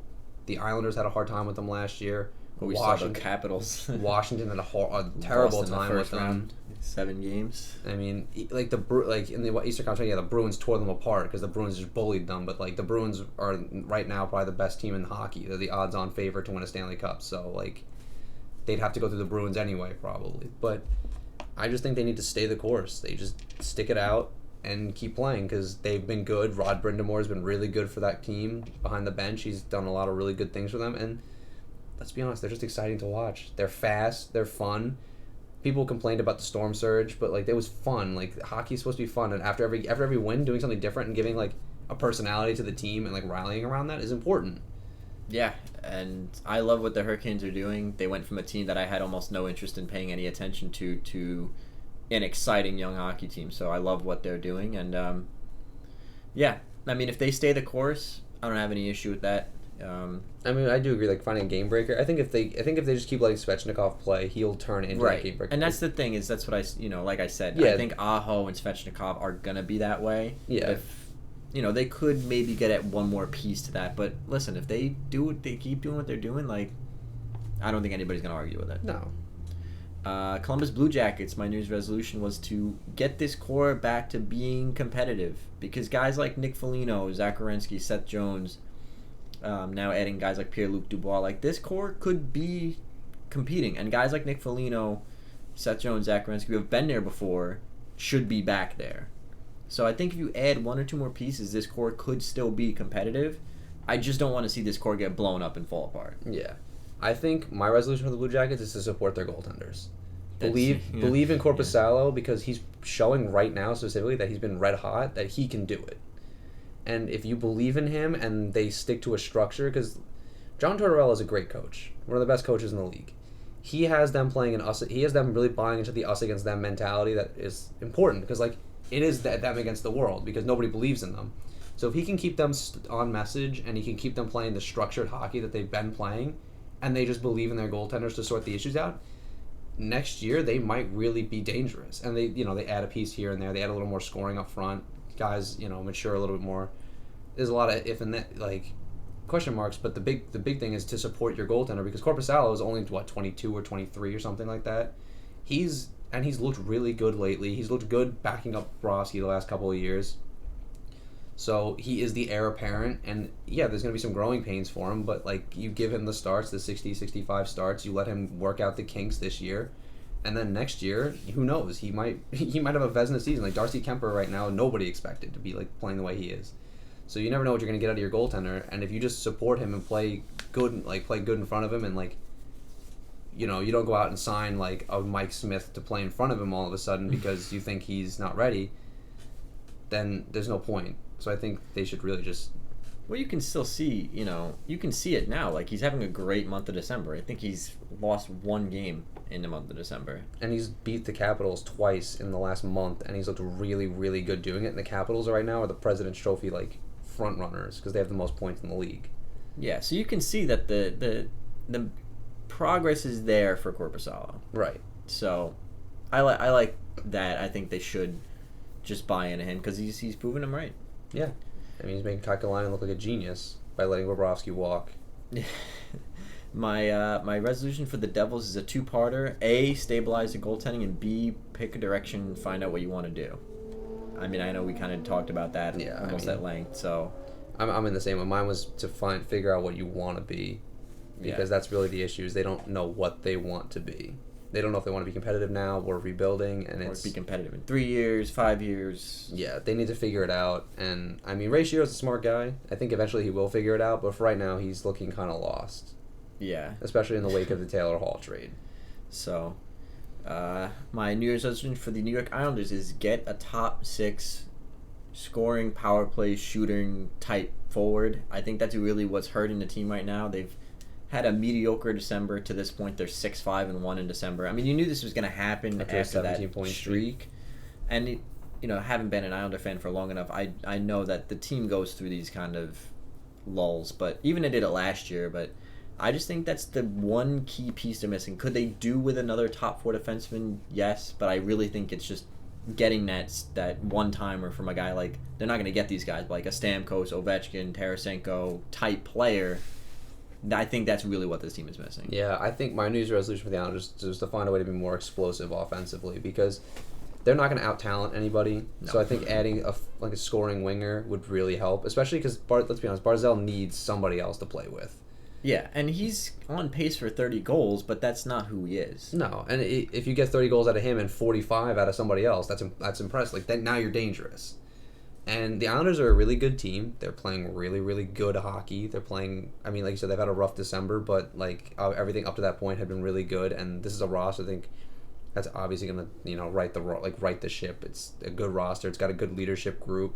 They're getting really good goaltending out of both their goaltenders. They have Barry Trotz, one of the best coaches in hockey. So it's just like... I just think they need to find a way to be more explosive offensively. I mean, their power play is not particularly great. It's awful. So if they find a way... It's painful to watch. They need to find goals from somewhere, just because they're not going to be able to win. Not every game's going to be a low-scoring affair, and if you get into a track meet with a team, you need to start, run and gun. You need the Islanders to do that. The Islanders can't do it. No. They're not, the Colorado Avalanche, who are looking to play a run and gun game with you because they know they can outscore most teams in the league. They're not the Toronto Maple Leafs, who are looking to run and gun with you. Like, these have some of the fastest guns in the West, and by fastest guns in the West, I mean, it's just like a term, like the Old West. I'm not talking about the Western Conference. But, like, they do have, they have Austin Matthews and John Tavares and Mitch Marner and William Nylander. Like, these are guys that can go out there and just score goals. The Islanders don't have that. They have Matthew Barzal, who is going to be a game-breaking forward as he matures in his career. His speed and his hands make him just a difference maker every time he touches the puck. Anders Lee's a great captain, great guy, can score 40 goals, but his goals they're not coming from game-breaking ways. He's scoring in front of the net, he's getting greasy goals, which is fine. You need a guy like that, but you also need a guy that can just come over the line like Austin Matthews does, stare the goaltender down and just rip it long side if he has to, because sometimes that's what makes all the difference. That's how you win games sometimes. I mean, that's what screwed the New York Rangers in 2014. They didn't have a guy that could score goals, and the guy that they thought could do it, Rick Nash, didn't. And the Kings had difference makers for them. So, like, that's really important. And that's really going to be important come playoff time, especially if their power play continues to be really, really bad. Because if you get to the playoffs and your power play is not good, but your penalty kill is, but your power play is going to lose you games. Because if it can't score when you need it to, or you can't put yourself ahead when you need to because of your power play, it's really going to hurt. It's going to make it significantly harder to win games. Yeah. And I think, that's kind of like a no-duh, like, the Islanders need a top 6 winger. We've known about this, but I think this year more than anything it needs to get done. I think it's showing more than anything this year too. Yeah. Because they're not surprising anybody like they were last year. Like, let's be honest, last year they surprised a lot of people by being as good as they were. Yeah. This year they're not surprising anybody. Teams knew they were going to be good, and they're still winning. They're still competitive. They still have an outside shot at the Stanley Cup with the way the roster is built. Because they're built to play playoff hockey, but always need that X factor. Though. Yeah, not having somebody that can just, like I said, not having somebody that can just come over the line and rip it, like, hurts. You always need that Tarasenko guy, a David Pastrnak, somebody that like you just don't know, like a Patrick Kane, like somebody at any moment can do something that's going to change the complexion of a game and win, and not necessarily win the game or not even necessarily score a goal, but like do something that's going to change the complexion of the game. Yeah. So my resolution for the Rangers is solve the goaltending conundrum. And it's an unfortunately really sticky situation. We talked about it before. Yeah. The Lundqvist, Georgiev, Shesterkin issue. I think that's got to be even more so than make the playoffs, or even more so than get 20 goals out of Capo Caco. I think you have to solve this issue. Yeah. I mean, it's tough. I mean, my New Year's resolution for the Rangers is to trust your young players because they've been proving that they can play and be competitive. So I think there's no reason to it's been an encouraging season so far, right? There's been really high highs and really low lows, but that's really what you expect out of rebuilding teams. They're going to be especially very up and down. As young as the Rangers are. I mean, they have 8 players under 21 on the roster, so you expect these guys to not have they're not complete players yet. So you expect these really high highs and these really low lows. But the more important thing, is to solve the goaltending issue. Because what are you going to do? Carry 3 goaltenders next year and have Lundqvist making $8.5 million in the press box, or stick Shesterkin back in the AHL? At age 25, and risk him going back to Russia. Yeah, because that's the issue. That's the issue you're gonna run into this year, is because Shesterkin's proving he's ready. Like, he's winning. He's shutting teams out, and he's winning games. And his save percentage is like a .935, and his goals against is like a 2.10. Like, he looks amazing. And Lundqvist has looked good, but not great. And Georgiev's looked really good for most of the season. So it's a really, really sticky situation, and I think Lundqvist is just going to have to take a back seat. And I love Henrik Lundqvist. He's done a lot of great things for the franchise, but he's 38. He's going to be 39 at the end of the contract next year. He's got to understand that the team's going in a different direction. And, whether he wants to retire a Ranger or not, I think after next year he probably retires anyway because he's 40. There's no reason. So I think giving Lundqvist the opportunity to retire a Ranger is important just because of everything he gave to this franchise. I mean, he carried them on his back for how many years? But it's just he has to understand that he's not the same player he was, and he's not 28 anymore. He's not 25. He's 38. He's old. He's not in a long-term plan. And Shesterkin's 24, and Georgiev's 23. And the team is like I said, they dressed 8 players under 21 this year. He has to understand the team's going in a different direction, and it's a shame that he's going to be left behind, but he has to bow out gracefully. He can't do what Brodeur did and try to stint in St. Louis or whatever, or hamstring his team like Matt Sundin did. Lundqvist, if he cares at all about the New York Rangers, has to bow out gracefully and take his exit when he's given the opportunity, because there is no good look by hamstringing your team or trying to prove that you can still do it at age 40, going out and signing a contract somewhere and playing in a different jersey. He has to do what Kiprusoff did. You go out on top. Yeah, his number is going to hang from the rafters at Madison Square Garden. He's statistically the greatest goaltender to ever play for the New York Rangers. He's arguably the greatest New York Ranger ever. He's arguably Mr. New York Ranger. On the Mount Rushmore of Ranger greats, it's Rod Gilbert, Brian Leetch, Mark Messier, and Henrik Lundqvist. And that's not even an argument. So he's got to just bow out. That's my thing. I think trading Georgiev would be dumb. Yeah. Especially considering if you can get a situation where you get Shesterkin and Georgiev in the net, you have a chance to win those games every single night because those 2 goaltenders are proving that they're going to be elite. Shesterkin's looking elite, and Georgiev's proving that he is a number 1. So to trade him prematurely, you don't want to trade a guy like that until you have to. Yeah, well, because you don't know. The issue is if you keep say, for example, you trade Georgiev, you run next year with Shesterkin and Lundqvist. Shesterkin struggles. He's not really playing up to snuff. You know Lundqvist is going to be not the same guy he was. Okay, fine. Then Lundqvist retires. Then next year, the year after that, Shesterkin is still struggling.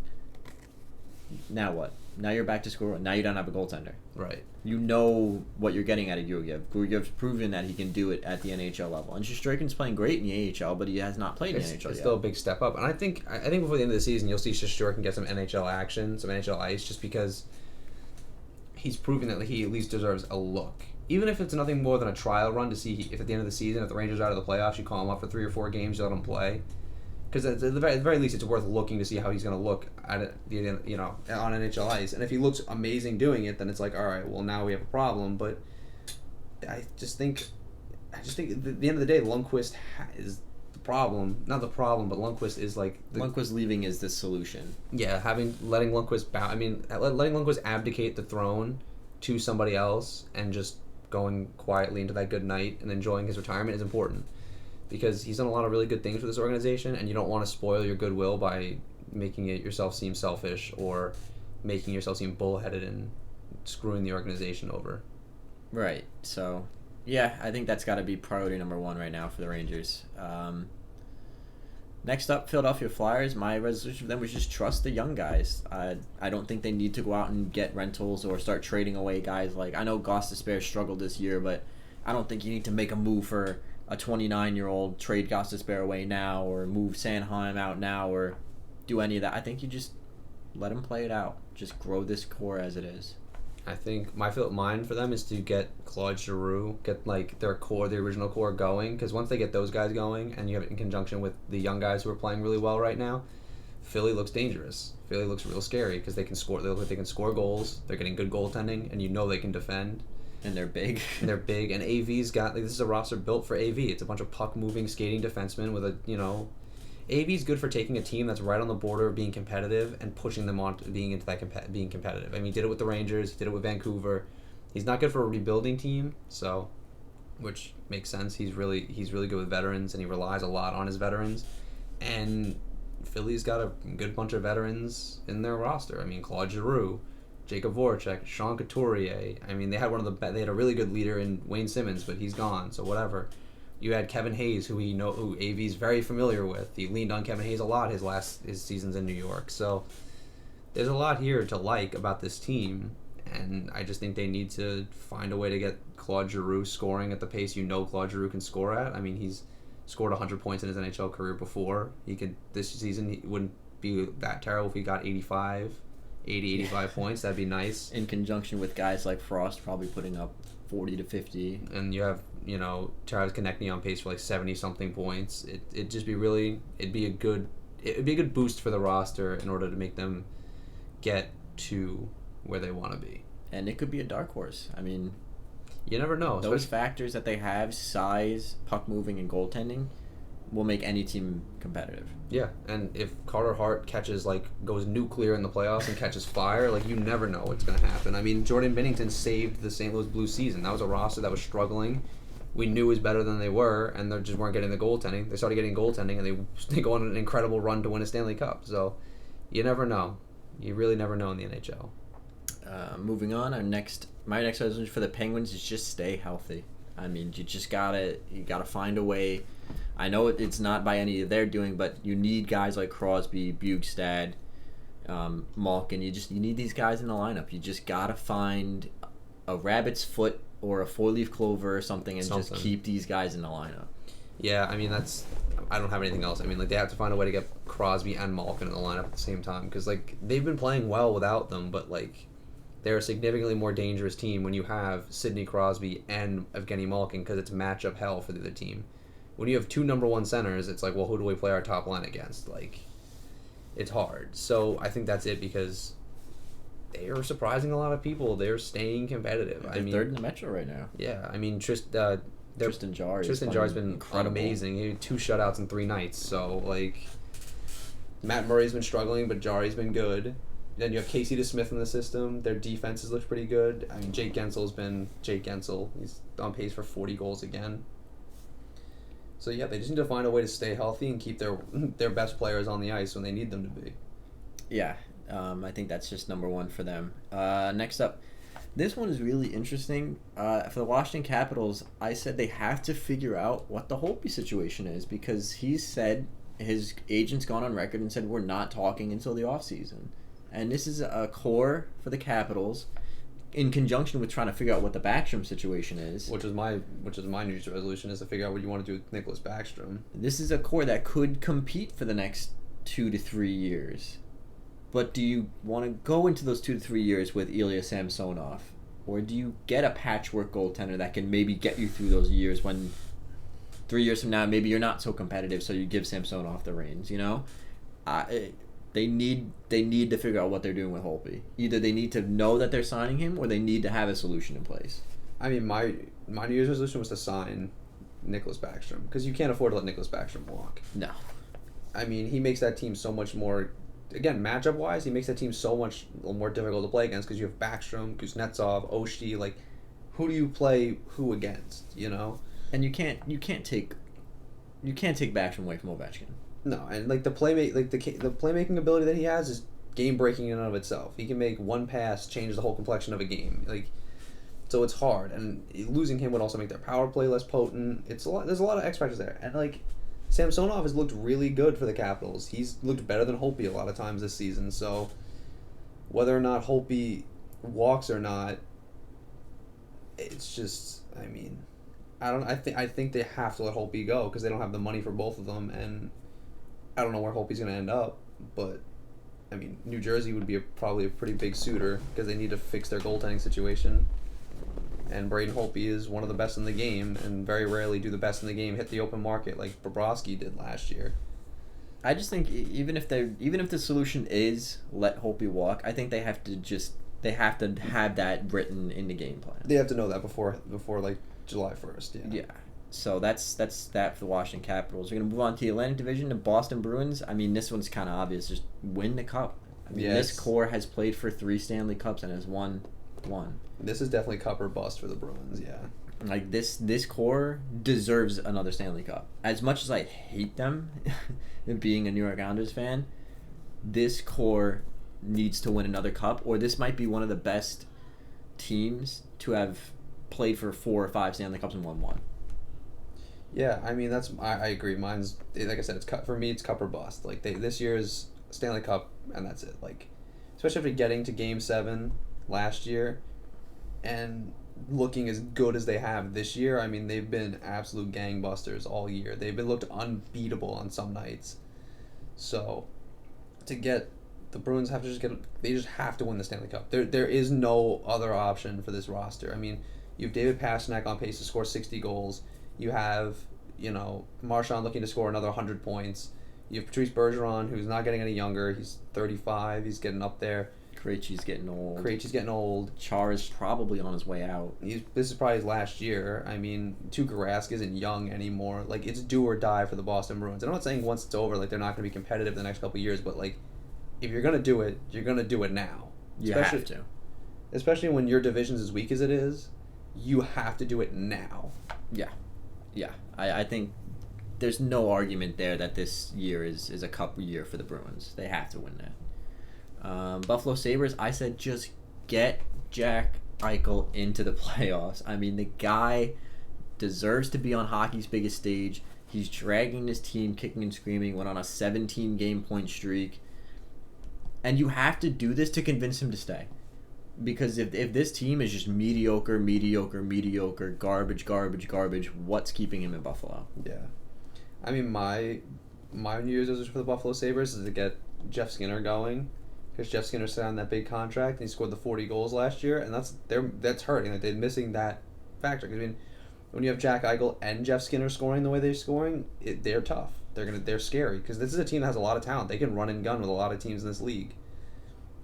And like you said, Jack Eichel is one of the best players in the NHL, and he's proving that, like, even though he went number 2 to McDavid, he's no consolation prize. No. He is an elite is he a generational player? No. But he is an elite, high-end, elite number 1 center in the NHL, and they are really hard to come by. Like you said, kicking and screaming, he's dragging this team. I mean, like you said, 17-game point streak, scored 4 goals in one game to pretty much win them the game. Like, he's doing everything he can to win, to be a difference maker for this team. Yeah, I think just in terms of you wanting to keep him around long term, you have to give him a reason to stay, and you got to get him to the playoffs. You have to at least get close too. Like they've been getting better every year, but they've also been like this revolving door of coaches. I think that's another like smaller resolution, is to keep a coach around longer than 2 seasons, because like he's been through so many coaches early in his career, and it's just not a good look. Yeah, yeah. So, yeah, I mean that's the Buffalo Sabres. You got to make the playoffs at some point. You got to get Jack Eichel some playoff hockey. that's just what it is. Detroit Red Wings. I said bottom out. I said this. You can't go into next year having as bad a season as you had this year, because that's never a good thing. You need the progress. You know, even if you, instead of ending up 31st, you end up 22nd, and then the next year you end up 18th, then 16th. Oh, you made the playoff. Like, you need that progress. This has to be as bad as it gets. I think they have like 10 wins. Something like that. They've been really bad. This has to be as bad as it gets. And there's nothing wrong with that. There's nothing wrong with bottoming out and being a bad team, but you can't accept this as the new standard. I mean, my New Year's resolution is to trust Steve Yzerman. I mean, he's proven he can build a team that's really good in Tampa Bay. I mean, they have some pieces there, but like you said, like they have to just stick it out. Like, these are going to be some tough years in Detroit. Like, it's going to be hard, but you can't. Like you said, you can't let it get worse than this. I mean, at the end of the day, you're either getting Alexis Lafreniere or Quentin Byfield in the draft. So it can only go up from there. It has to go up from there. So, you don't want to be the next Oilers who get 3 first-round picks and do nothing with them. Right. I mean, and you don't want to waste a guy like Dylan Larkin, who's been really good for them, or Anthony Mantha, who's also having a coming-out party this year. Yeah, this has to be as bad as it gets. Right. I mean, they have to figure out what they're doing in the net, but that's ancillary to actually figuring out, like, getting better. Yeah. So, my New Year's resolution for the Florida Panthers is just to keep building.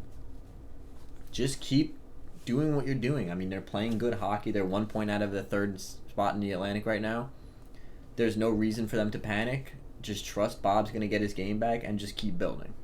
Yeah, mine was to get Bobrovsky playing like Sergei Bobrovsky. I mean, instead of playing like Jonathan Bernier like he is right now. Yeah, I mean, like, we need Officer Bobrovsky back on the case, because if not, this Florida Panthers team is good, but they're gonna be hard pressed to. They're not gonna make a wild card. They have to win a divisional spot, because the wild card is pretty much guaranteed to be a Metro team at this point, because there's like this ridiculous 7-point gap between that and like the 3rd place in the Atlantic. And well, 3rd place in the Atlantic is 42 points. Second wild card is like 46. Yeah, so it's like, all right, well, there's a big gap here. So they have to get into the divisional spot, and they need Sergei Bobrovsky to do it. And I think he'll turn his game around. I mean, like, he's adjusting to a new team, new system, new goalie coach. There's a lot there. Like, he's got to figure it out, and I think he will. I mean, for my money, Sergei Bobrovsky's still the best goaltender in the NHL. Like, 2-time Vezina Trophy winners generally don't struggle for very long. No.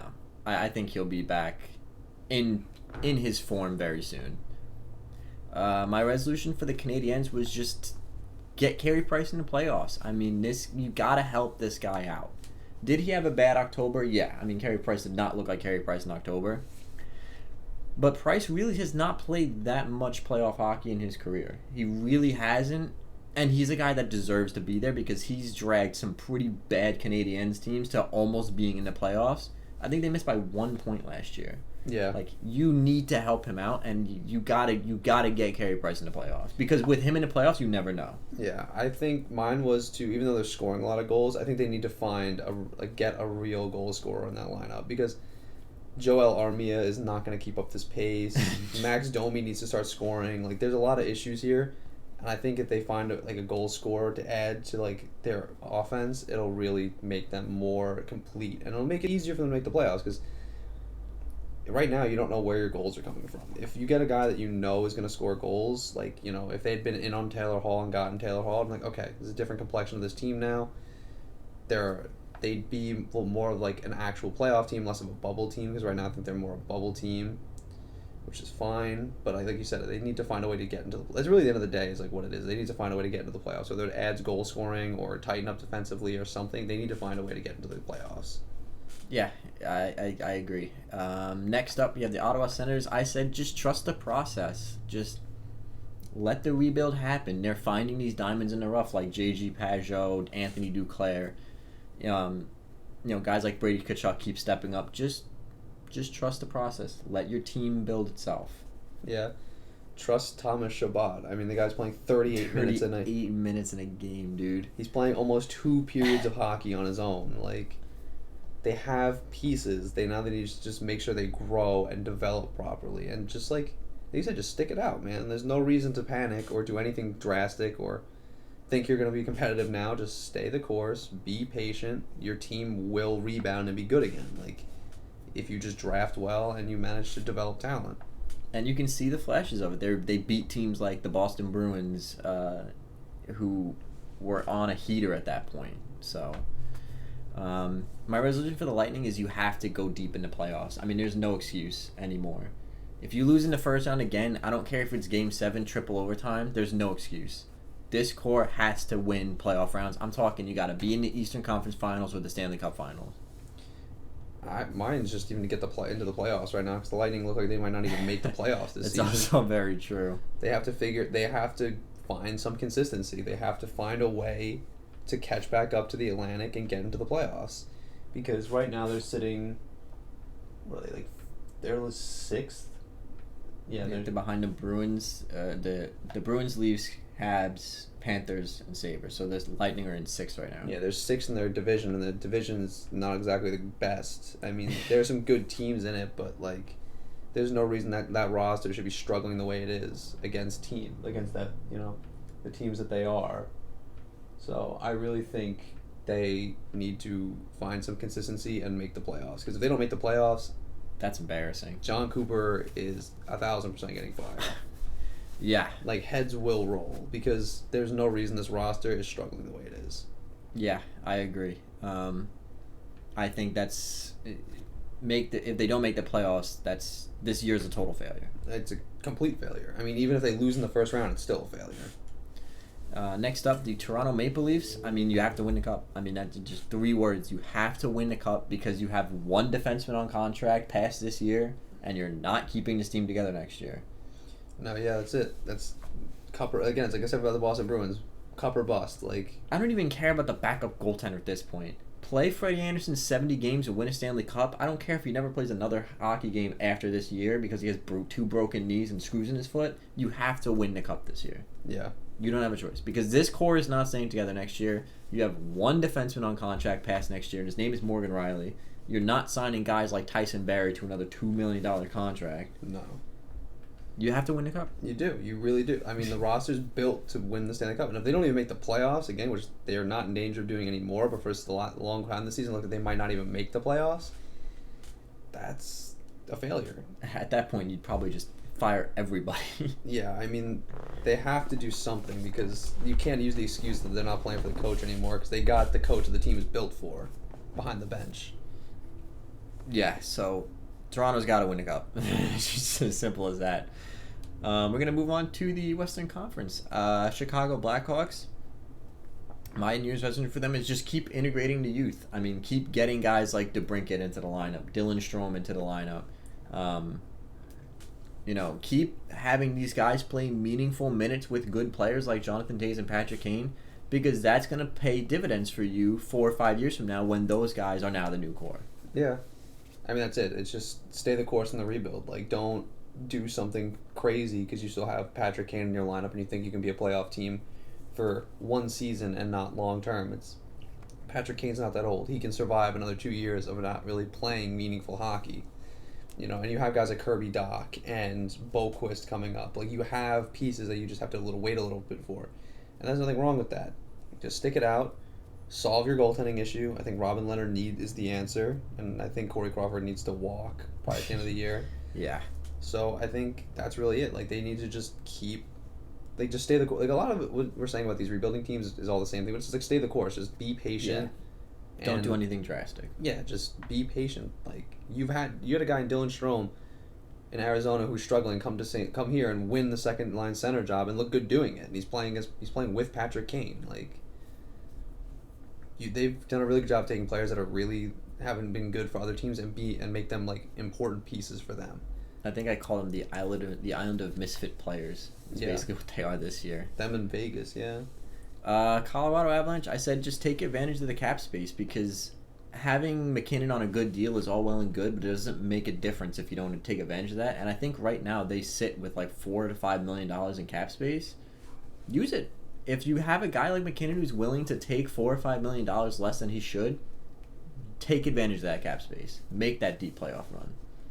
For me, Colorado Avalanches, they have to make a run. They have to go deep, because this roster, like, yeah, they got to Game 7 of the second round last year, but they need, like, if they really want to take a step forward, they need to go deep. They need to make the Western Conference Final, because if we're to believe that they're contenders and not pretenders the way everyone's saying they are, then they need to make that run, because the last couple of years they've been good, but they don't go anywhere.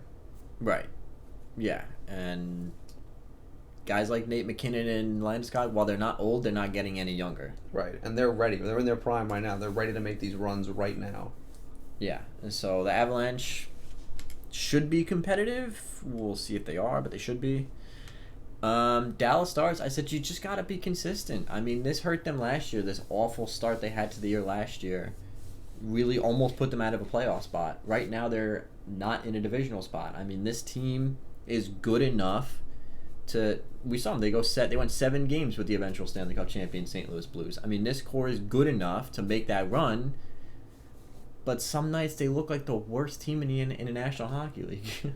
Yeah, I think they need to figure out, like, they need to get their lineup scoring too, because Joe Pavelski hasn't been good. Corey Perry's not putting up really any points. They need to find a way to be the team we thought they would be, because they looked really scary on paper, and then they had that awful start, and they really still aren't scoring the way they should. Like, yeah, Jamie Benz looked better, Tyler Sagan's better, Rupe Hintz has looked good for them, but, like, at the end of the day, it's like you sign Joe Pavelski to the $7 million contract, and he's really not doing anything for you. Yeah, he's been not good.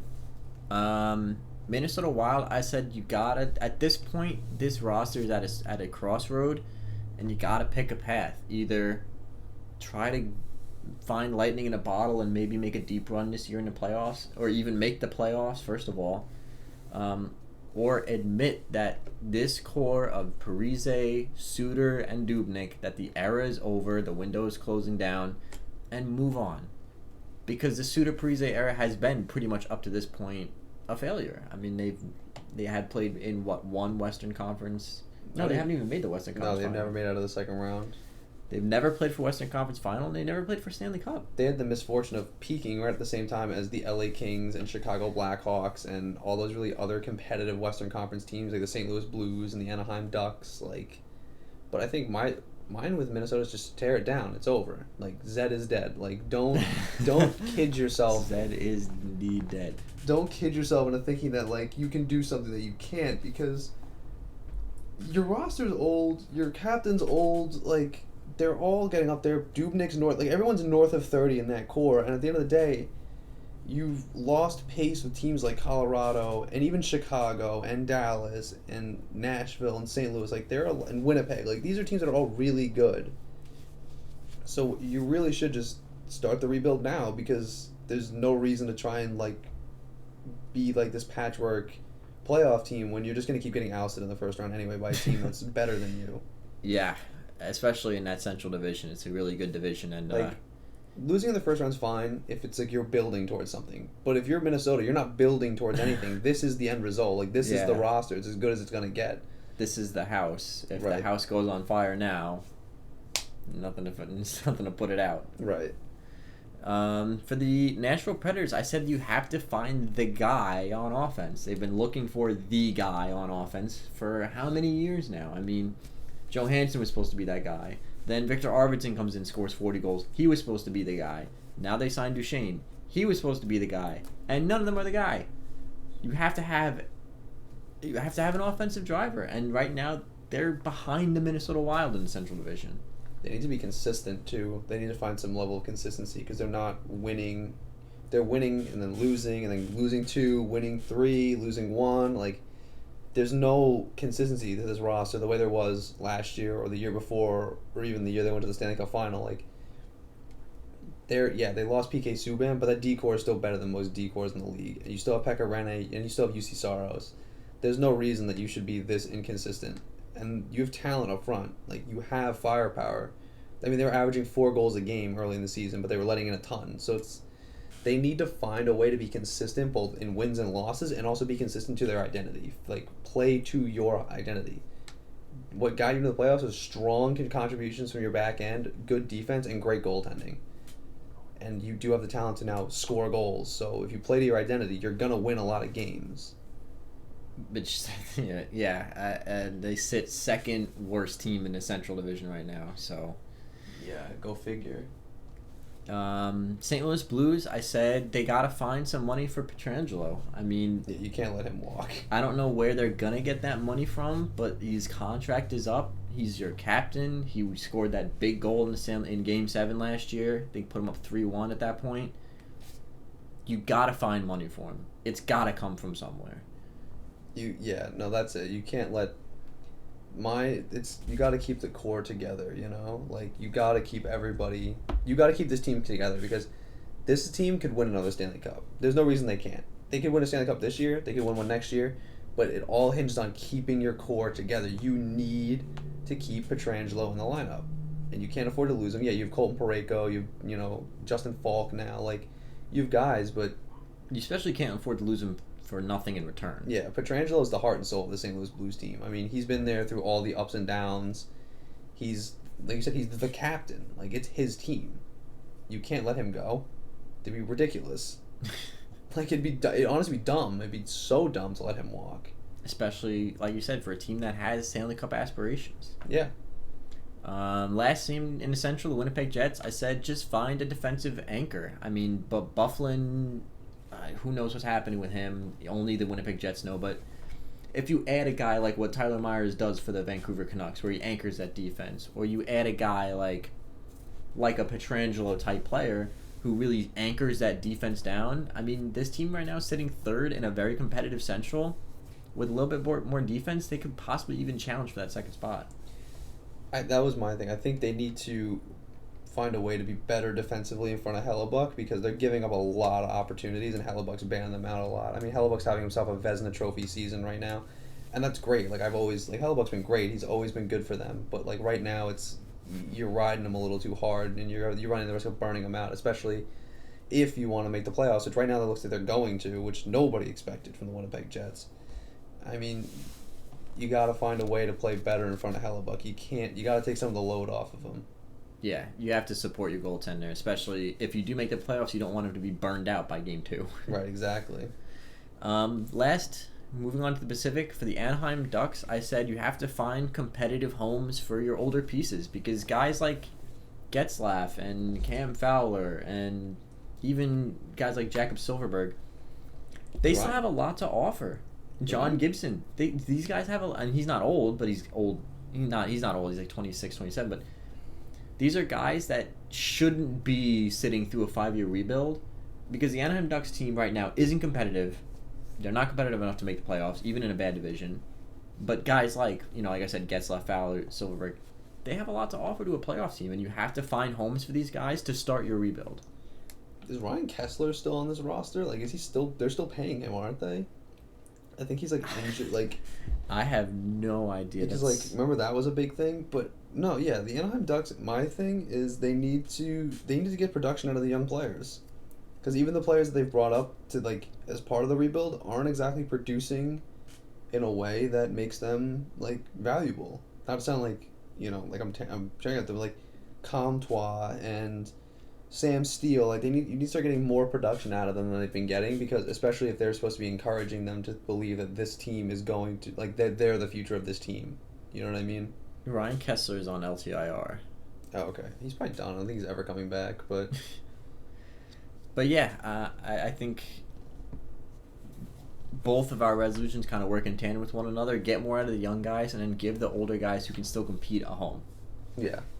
Coyotes, I said win the Pacific. Why not? I mean, at this point, they look like they're going to do it, and this would be a huge step forward for this franchise. I mean, yeah, that's my resolution. Now that you have Taylor Hall, the resolution has to be to win the division. You have to believe that you're good enough to at least compete for the Stanley Cup. And they're still young enough. Sorry, not to cut you off. They're Yeah. still young enough that they can afford to lose in the first round this year. Yeah, or like the second round. So they have to just. I think they should just win their division, and keep building towards something. But I mean, they need to. And also, winning the division gives you the opportunity to encourage Taylor Hall to stay, because if you win the division and you're competitive, Taylor Hall is going to look at the roster and be like, all right, well, I like it here. The team's good. I can see the future. Like you see the light at the end of the tunnel, you know. So I think that's really important, and that's also like a sub resolution is to convince Taylor Hall to stay, because Taylor Hall changes the complexion of that team. They're still a good team without him, but adding Taylor Hall makes it a whole new ball game for them. You also don't want to give up a first, a third, and 3 prospects for nothing. Exactly. The Calgary Flames, I said you have to find a replacement for Giordano, because he's not been the same player this year. He's probably not going to be playing anything past next year. I can't really see. Maybe not even next year. But this core is still good enough to compete. But Giordano, let's not kid ourselves. He's a huge part of this team. Top power play minutes. He plays second line penalty kill for them if they need him to. He's their top 2 defensemen. He's their captain. You have to find a replacement for him. You're not going to replace him right away, but you need to find somebody that can fill that role quick enough where the team is still competitive. Right. I mean, my New Year's resolution for the Calgary Flames is to figure out what they want to do with their goaltending, because they have Dave Riddick, but they also have Cam Talbot, and I don't know if they really understand what they want, but I think they really need to figure out what they're doing with that, because David Riddick has been good for them, and he's looked good for them the last couple of seasons, and I don't think it's fair to him that they keep bringing in a 1B to play behind him. I think they really should give him the opportunity to run with it at this point. And just be the 60 start kind of goaltender. Yeah, exactly. Oilers, I mean, you got to get McDavid into the playoffs. You don't have a choice anymore. McDavid deserves to be in the playoffs every year, especially compounded by the fact that he's played 1 year's worth of playoffs in 5 years. Dude, you got to get McDavid to the playoffs.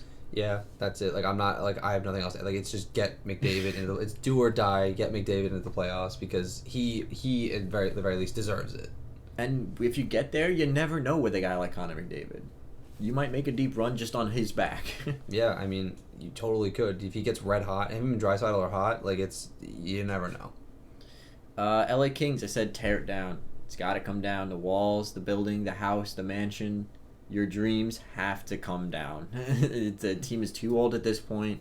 You got to commit to that rebuild. Yeah, mine was to trade away their older players. Try to remove some of the dead cap space that they're carrying right now on contracts like Dustin Brown, or even Anze Kopitar and Drew Doughty and Jonathan Quick. Buy into the rebuild and just tear it down. You're not going to be competitive enough to play for a Stanley Cup. I mean, so just take the 3 or 4 years and figure out who you're going to be and start drafting. I mean, you're going to end up with a guy like Alexis Lafreniere or Quentin Byfield in this draft, or any of the other really good prospects that are in the top 10 of this draft. I mean, this draft is super deep in the first round, but they're probably going to get a top 5 pick out of it, so just use them well. Draft well in these coming years and build a contender in the future. Let it go. Yeah. You won your 2 Stanley Cups with this core. There's no hard feelings. There's no shame in that. No, there's no shame in admitting that the window is closed, especially when in that window you won 2 Stanley Cups. Yeah, exactly. And played for 3 Eastern Conference, Western Conference Finals or something stupid, and lost 2 of them or 1 of them. My resolution for the Sharks, I think they need to tear it down because they sit worse in the Pacific right now. But this rebuild has to be focused on the goaltender. Your next generation of Sharks playoff teams has to have a goalie, because the thing that's killed these Sharks teams has always been the goaltending. They've always had okay goaltenders. I mean, if you want to go back as far as, Antti Niemi, when he first came on the team, he was never elite. He was okay, but he was never elite. Then they come into Martin Jones, who we all know what he's done on this team. I mean, your next team has to be centered around a goaltender. You don't win Stanley Cups with mediocre goaltenders. No, you don't. I don't think that's it. I think the San Jose Sharks their resolution should be to figure out what they are. Are they rebuilding? Are they contending? Are they pretending? Like, what's going on here? Because all signs point to them wanting to make the playoffs, but every other indicator is saying that this team isn't good enough to do it. They don't have the goaltending.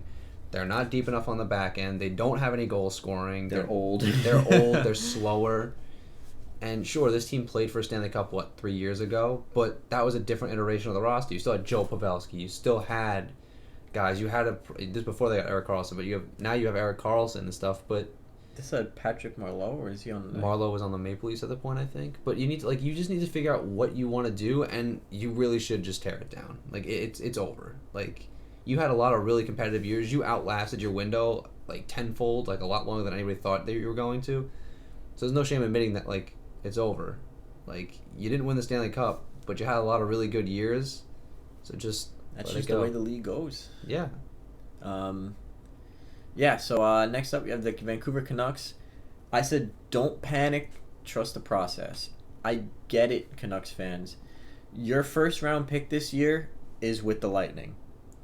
So if you have a bad year, you don't really get anything out of it. I understand that that's an incentive to compete, right? You don't want to have what happened with the Senators, where they're the worst team in the league, and then Colorado picked with their pick. Mm-hmm. But don't panic. Don't sell the future just to make the playoffs this year. Let guys like Quinn Hughes and Brock Besser, Bo Horvat, Elias Pettersson, Thatcher Demko, let these guys work out the kinks. Let them figure it out. I know you had a great start to the year and you've kind of cooled off since then. Don't panic. Don't make trades you shouldn't just because, we don't have our first round pick. We need to make the playoffs. If you don't make the playoffs, it's going to be fine. I just think they need to trust their young guys. Like, trust the young guns and let it go, because this is the future of your team. This is your future Vancouver Canucks team, and the future looks really, really bright when Elias Pettersson, when your core is Elias Pettersson, Brock Besser, Bo Horvat, and Quinn Hughes, And Thatcher Demko. and you still have Jesse Ulevi, who's coming up through the system. You have some other guys coming JT up. Miller's not that old. No, you have guys, like, you have pieces. Like, just trust them, ride it, and just ride it out.